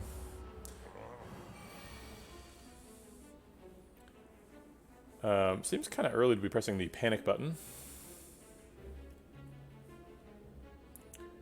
We could actually panic button the Inflame Hyper Beam and purge our weak and the panic button debuff, which seems pretty good. We could hologram back something. I'm pretty happy. I guess I want to be exhausting cards the first time through the deck, so that the second time through, we actually have, like, the 5-card deck I was talking about. So maybe we hologram back the charge batteries. Oh wait, that doesn't exhaust it. Just blocks for 3. Yeah, there's nothing we can really do. We could hologram the charge battery and then just play charge battery instead of playing Inflame. And panic button. Blocks for the same amount. It doesn't develop Inflame, so we do a little bit less damage. Panic button does exhaust, yeah. Interesting. So the 2 lines are Panic Button, Inflame, Hyper Beam, which gets 2 strength, blocks out, and exhausts Panic Button. Or Hologram, Charge Battery, Hyper Beam, which exhausts Hologram, gets me 1 energy next turn, and does a bunch of damage. We're double Hyper Beaming either way, but we want to do it at the end, when we've got the slow triggers. I'm a little worried that we don't have enough damage, particularly since we're not pairing up Hyper Beam with Rebound this time. So I think I'm going to take the more damaging approach, which is Panic Button, Inflame, Hyper Beam.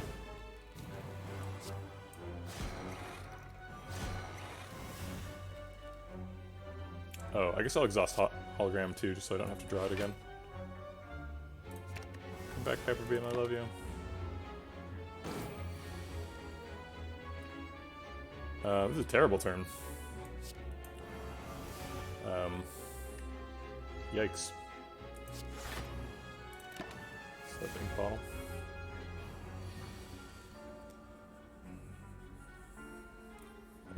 We could shrug it off to shuffle. And maybe draw Hyper Beam. Let's do that. Okay, Sever Soul gets rid of all these cards.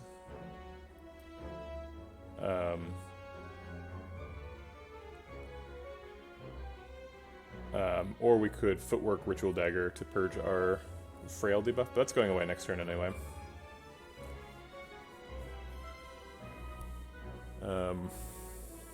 If we Sever Soul, we go down to a 6-card deck, which is pretty close to being able to rebound Hyper Beam every turn.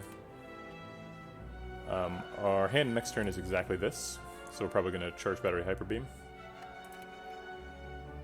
We want to play at least 1 attack so that one of those Hyper Beams get pen-nibbed.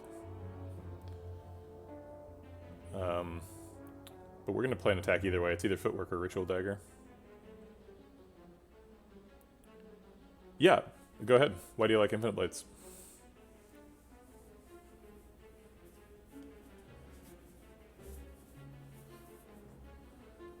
I guess I'll try to figure it out while you're talking. So I want to play 1 attack. Oh, it's for the slow triggers? Yeah. Yeah, that's not unreasonable.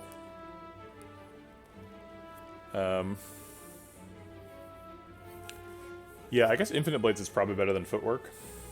Because we're going to run out of blocks with Sever Soul eventually. Thanks for the follow. Well, I don't know. There was a bunch of letters and numbers, and I couldn't read it in time, and now it's gone. So, I appreciate your follow, but your name is very difficult.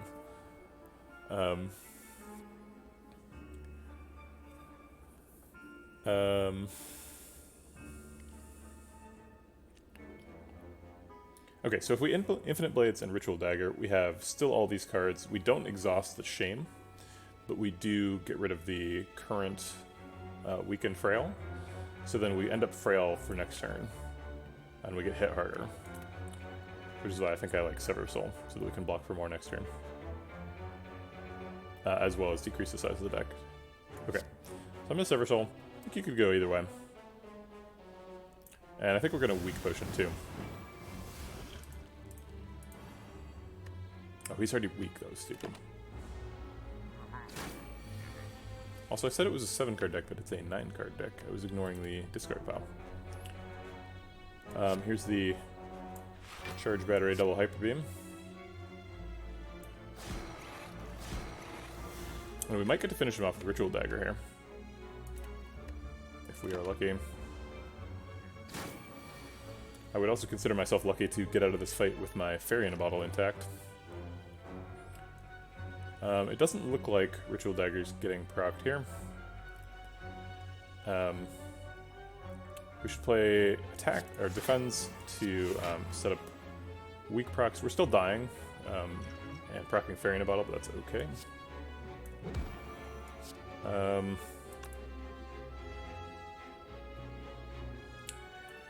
I guess we are drawing one card from the discard and getting lethal next turn. Is lethal guaranteed? So we're getting 68 damage from that, but it's plus 10%, so it doesn't seem quite guaranteed.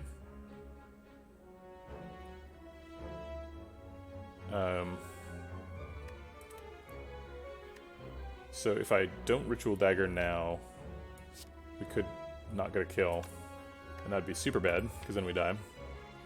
But if I don't Ritual Dagger now, then I have a 20% or a 40% chance of drawing an attack.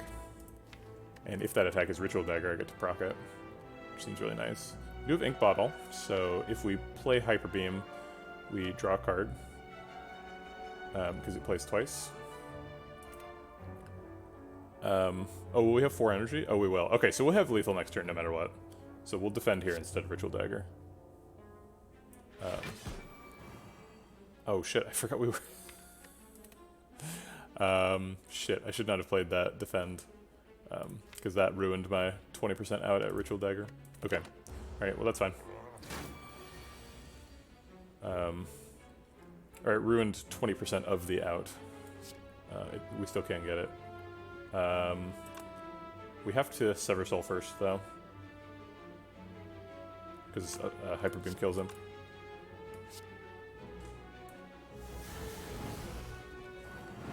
Ooh, we got it. Incense Burner is great. Potion Melt is not, but, you know, sometimes things happen.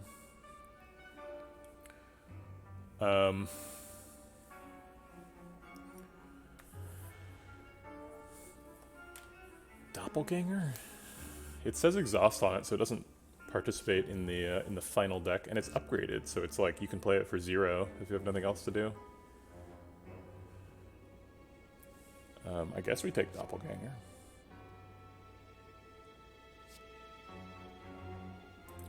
Sure.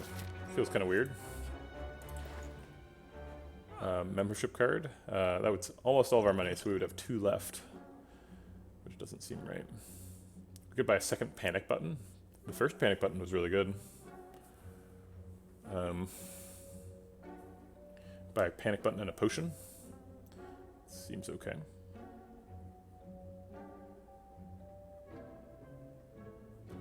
Yeah, I don't see anything that's better than panic button potion.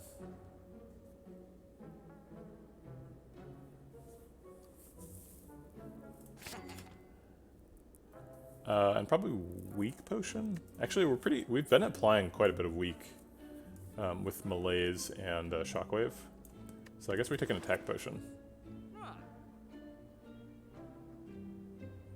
Yeah, egg did get some value here.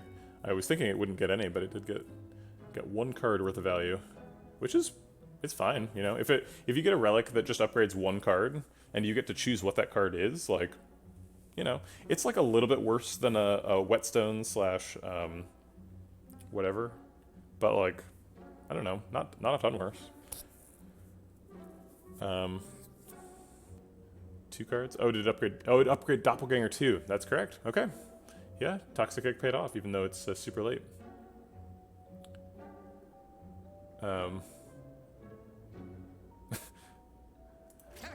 Yeah, this is we picked like a floor 1 Sever Soul, so we've pretty much been planning on having. What I was thinking at the time was we would try and do like a defect infinite thing, with like meteor strikes and stuff. That didn't exactly work out, but we did get Necronomicon, so that's kind of what we're doing. Oh, I should have removed the Frail. What am I doing? It did cost 125, but I should have done it. Pretty sure it's rest here. It's probably rest, fight this, recall. Actually, maybe it's recall, fight, and then rest, because we get slightly more health if we skip the next card reward. So I'll recall here. Yeah, I've had Meteor Strike plus Necronomicon before, but it didn't happen to me today. Yeah, recall, fight, rest is I think strictly better. Or not strictly better, but mostly better. Yeah, this fight is nothing. You're all dust in the wind. I could try and stretch out the fight and try and get a Ritual Dagger proc, but nah. We'll just try and set up Pen Nib.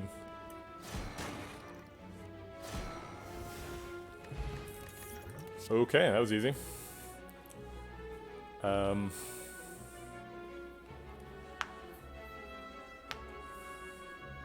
Take a second Inflame. I don't know about second Inflame. We've got a lot of cards now. I think we should take the max HP.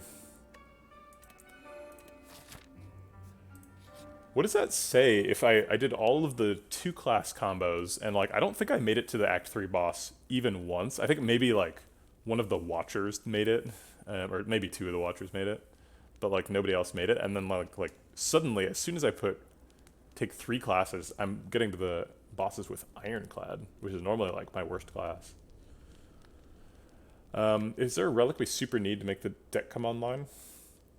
I think we're okay for Donu Deckham. I think we can rest here. I think resting is probably our higher win rate play than dig.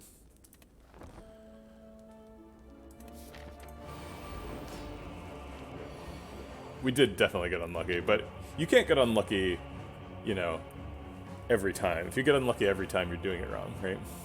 So, a little bit column A, a little bit column B. We don't have any block this turn, which is upsetting.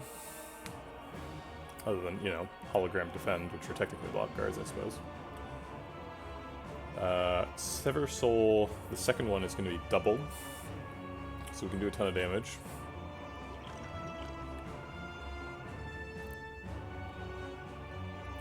I was thinking that I would Liquid Memory, rebound the Sever Soul, but maybe I don't, and then I just Liquid Memories it and play it again. Oh wait, no, Liquid Memories interacts poorly with Necronomicon. There's not really much value in Liquid Memories Sever Soul. Yeah, 8 block against 24 attack. I don't know if it's possible to kill Donu next turn with this deck, but I would like to try and kill Donu next turn with this deck. And it seems like the way we do that is backstab, rebound, Sever Soul. Or, excuse me, rebound, Sever Soul, backstab, so that we get the Pen Nib on the Sever Soul. I am going to do 4 color runs, yeah. I'm going to do every combination. Those will be the last ones, because they're the last ones you would see if you represented the combinations as binary numbers. They are the number 7. Okay.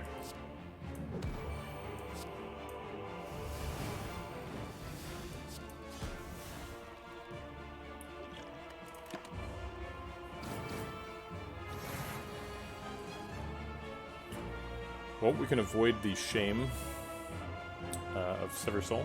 We can also footwork Panic Button Sever Soul so that we get the block from Panic Button and then remove the debuff, which seems good. I don't have any particular complaints about this. Footwork is going to draw a card, so it's possible to play in changes. Aha! What do I spy with my eye? It's a Hyper Beam. That does more damage than Sever Soul by a significant margin, so we should probably play it, despite the fact that we're going to be shamed.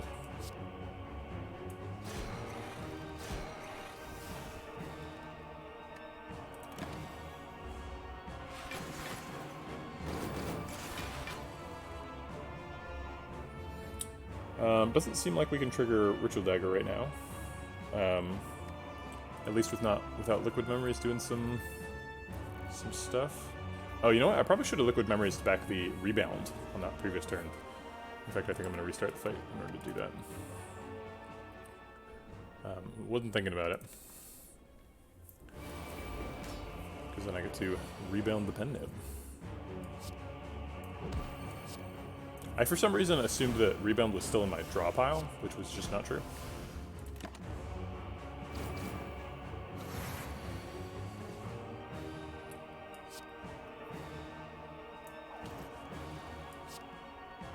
Okay, so then we still panic button, and then we liquid memories back with rebound, and then we rebound and ice beam.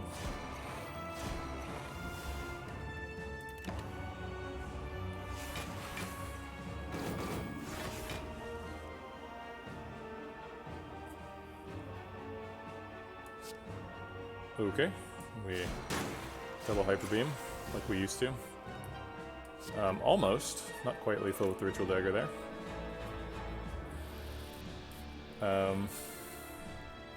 Seems like panicking is warranted here. That blocks for 0, which is not very much. Oh yeah, attack pot's pretty reasonable here. Attack pot and then probably ritual dagger. It prevents strength gain, but it doesn't like block. It's possible we don't need it. It does proc ritual dagger though. Yeah, I think proccing ritual dagger is probably worth an attack potion.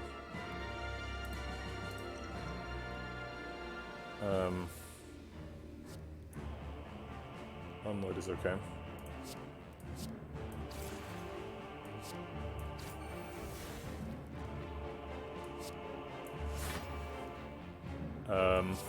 Okay.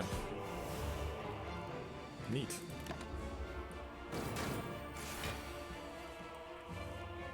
It felt like we had a, whatchamacallit, unseizing top there for a second, but it didn't.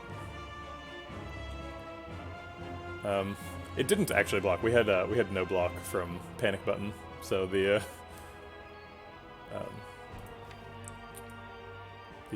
Shurgadoff didn't work, and then the Malays all hit the artifact charge. But it's still, I mean, it's productive. It didn't actually generate block, but it was close to it. Okay.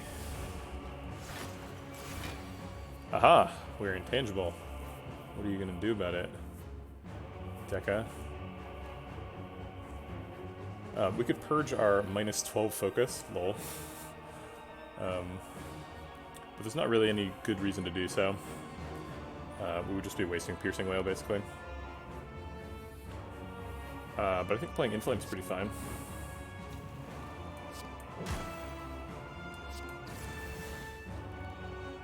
Peels off some plated armor.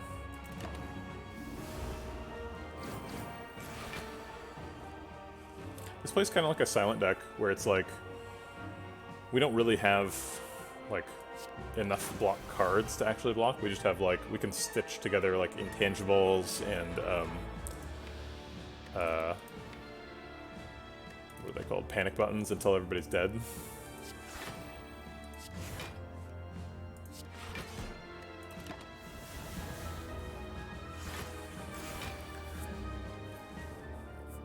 Are we, like, dying to Deca here?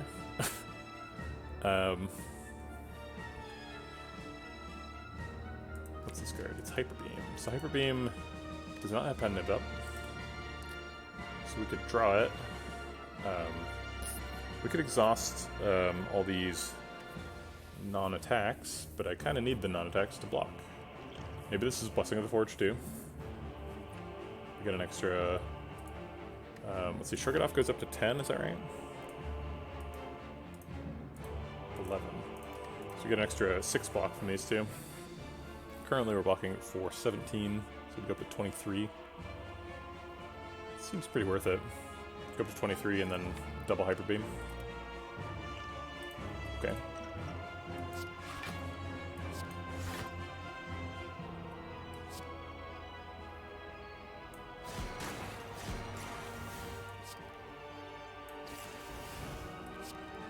And gain an energy and draw a card next turn.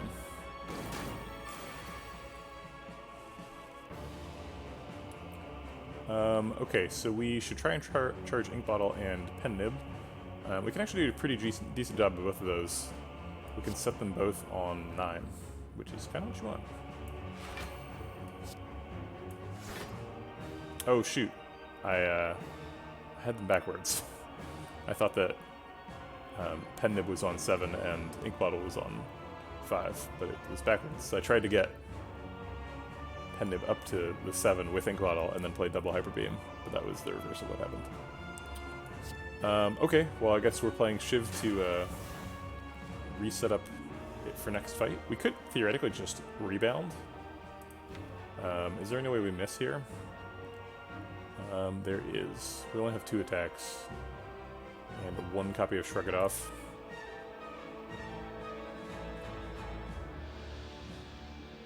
Congratulations, Ragnarok. Plus, I guess only one of those counts towards Ink Bottle / Pen Nib because only one of them got played. Okay. This is a fight where purging debuffs is pretty valuable. But let's start with blocking. Malaise is okay. I wish I had more energy, but I'll take a Malaise for 2. I think we just don't play a backstab. Although if we play a backstab and get a 2 cost attack next turn, we get to pen nib it. So like I said, I do play it.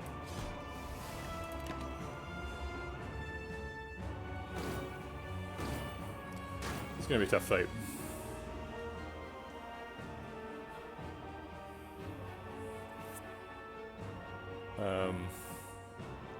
We could just doppelgangster for 1,000,000. And then have a really good chance of rebound and the hyper beam coinciding next turn.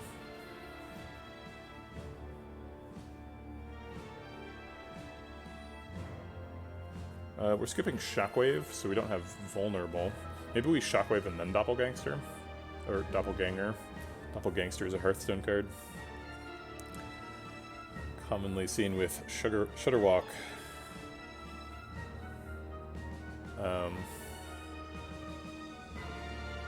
Is intended as a hand buff synergy card. That is not how it got played.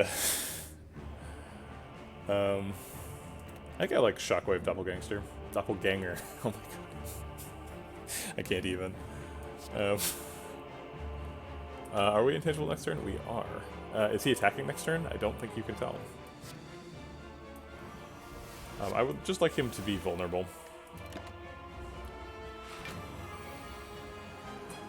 Okay, he is attacking, and it was a triple attack. We got the rebound, but not the hyper beam. We missed it. I think we skipped charge battery. We probably don't need 4 energy next turn. Oh wait, maybe we do. Maybe next turn it is hologram rebound hyper beam.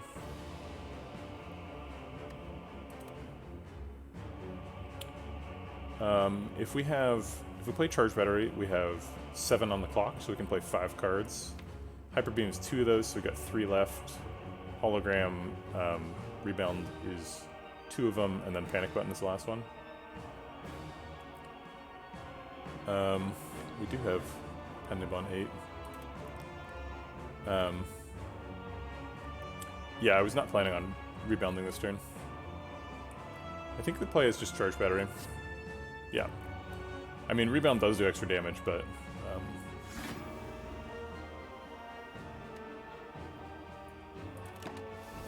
okay. Our strategy of slowly killing Time Lord with bronze scales is finally paying off. Okay, we don't need panic button, it turns out. So we're gonna probably fit in... oh shoot, we can't fit in anything and we're gonna end up at 11 on the clock. That's gross. Maybe we panic button just to... oh man. That sucks. Maybe we just hyper beam. And leave ourselves 3 clock for next turn. We still get the pen nib on the hyper beam. We also get a shuffle with ink bottle, and hyper beam will be in that shuffle, so it's possible we play hyper beam 3 times this turn. If we shuffle and then immediately draw it. Okay, I don't hate that. We keep the inflame for future debuff removal. Okay. Yeah, we'll leave it on 3. That seems fine.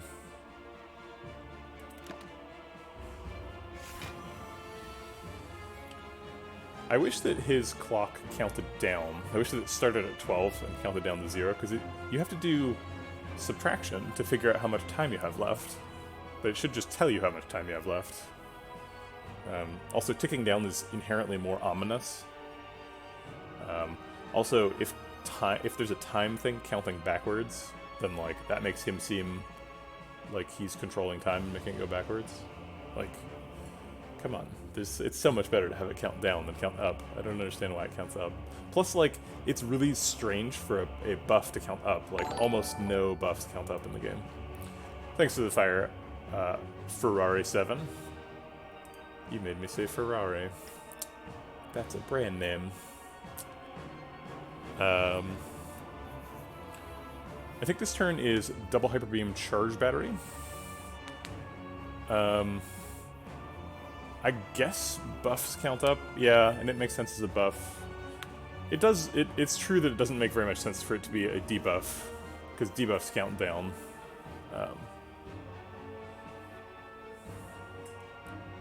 Thanks for the fire.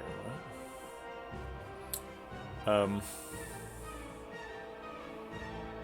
Yeah, it's true. If we hyper beam charge battery, we take a bunch of damage. We take so much damage. We take 19. Come close to dying. We also do 50 damage. 30 through his block, so he goes down to 263, which does not break. Drat, really?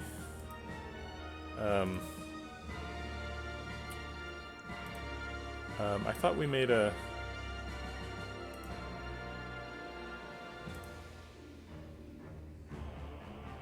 Oh, you're talking about the link in the, I think he's talking about the link in the description. Does that one work? Here, if I click that one, it says it works. So I think it's just a different link in the panel. Yeah, okay, so hold on, I'm gonna fix the panel right now, because otherwise I'm gonna forget forever, which has already happened several times right now. Okay, so I'm gonna copy the one that Streamlabs put out and put it in the panel.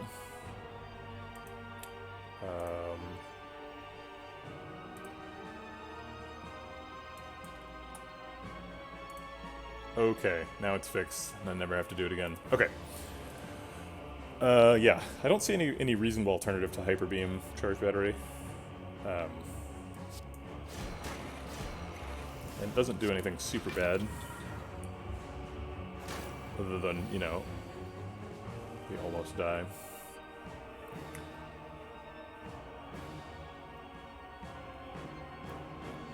We can purge the debuff with Infinite Blade's Defend Sever Soul, but I wish that Sever Soul would get rid of the Defend. So... And it gets rid of the Piercing Wail instead, which is like a good card.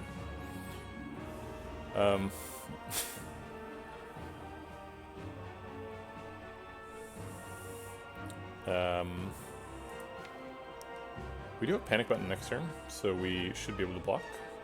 We also have Rebound, so if we get rid of all of these cards except for Sever Soul, then we have a better chance of having something good to rebound. Infinite Blades is terrible in this match.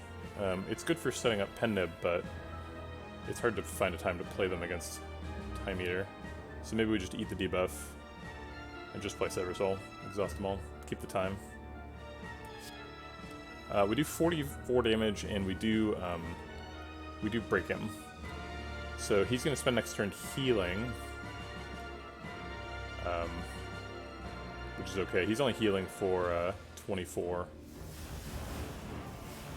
So I think we just leave him alone next turn. And we don't care about this draw debuff because, you know, we're not doing anything this turn.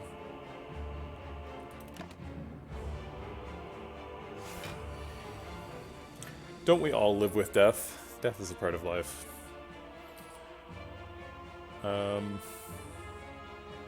Okay, if we take 24 damage, we die. So we need to block.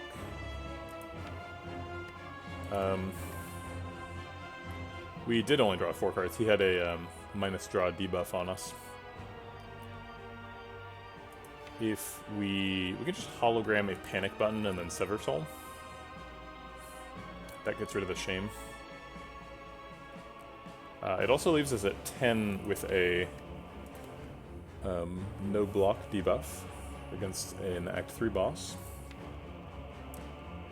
which is, to put it mildly, dangerous. But it blocks out this turn and it does some damage. So let's do it. I'll take the panic button minus, since that's fine. Oh right, we're intangible next turn. Screw you, Time Eater.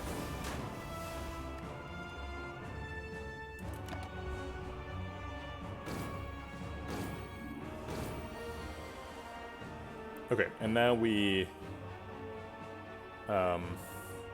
Inflame Double Hyper Beam. That leaves us with 3 on the clock, and it draws a card. Of these. Let's see what the card is, I suppose. Yeah, I don't think that changes my mind. Right, and we will go to 9. We did not draw the card that we have that blocks. We can double Hyper Beam. Second one's pen nibbed, so we're doing 36 times 3, which is over 100 damage, but it's not enough. Ink Bottle's nowhere near charged, so we can't draw, so we're gonna die. Also, if we play Charge Battery, it blocks, but he also gets Strength. Okay. Darn, we did not slay the Spire. It seemed like we might slay the Spire. I think this is the highest we've gotten with a combination character. So let's have a round of applause for green-blue Ironclad. You friggin' weirdo. With your 5-card deck. Yeah, we could have gotten there. We almost did. Also, we saved Ritual Dagger. We almost Ritual Daggered Time Lord.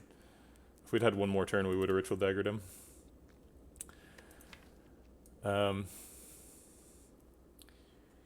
Yeah, pretty good one. The panic buttons were pretty clutch.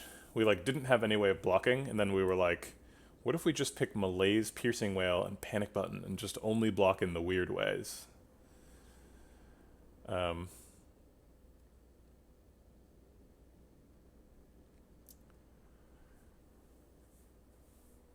Well, we didn't do this color combination. We did, we've done red-green and red-blue, and we've done blue silent and green defect, but we haven't done, this is our first 3-class combo, so there hasn't been a silent version of exactly this. Man, what a weird deck. I do love Necronomicon Hyper Beam, and especially in a non-defect deck, Hyper Beam and Reprogram are insane cards to splash into. I did a little mini rant at the beginning where I talked about how the different classes are interacting and which interactions tend to be good. And I categorized defect as a core class rather than a splash class, because if one of the classes you're playing is defect, you probably want to have access to orbs, so you probably want to be playing as defect. But this game kind of proved me wrong, because Rebound and Hologram were super useful for fetching stuff, and Charge Battery was a really important energy relic, and then Hyper Beam was the combo piece, right? So it really played like a splash. We had a splash of defect in there, from Magic drafting terminology. This is a really rainbowy deck too. We got a good balance of red, green, and blue cards. We played them all. What a weird one.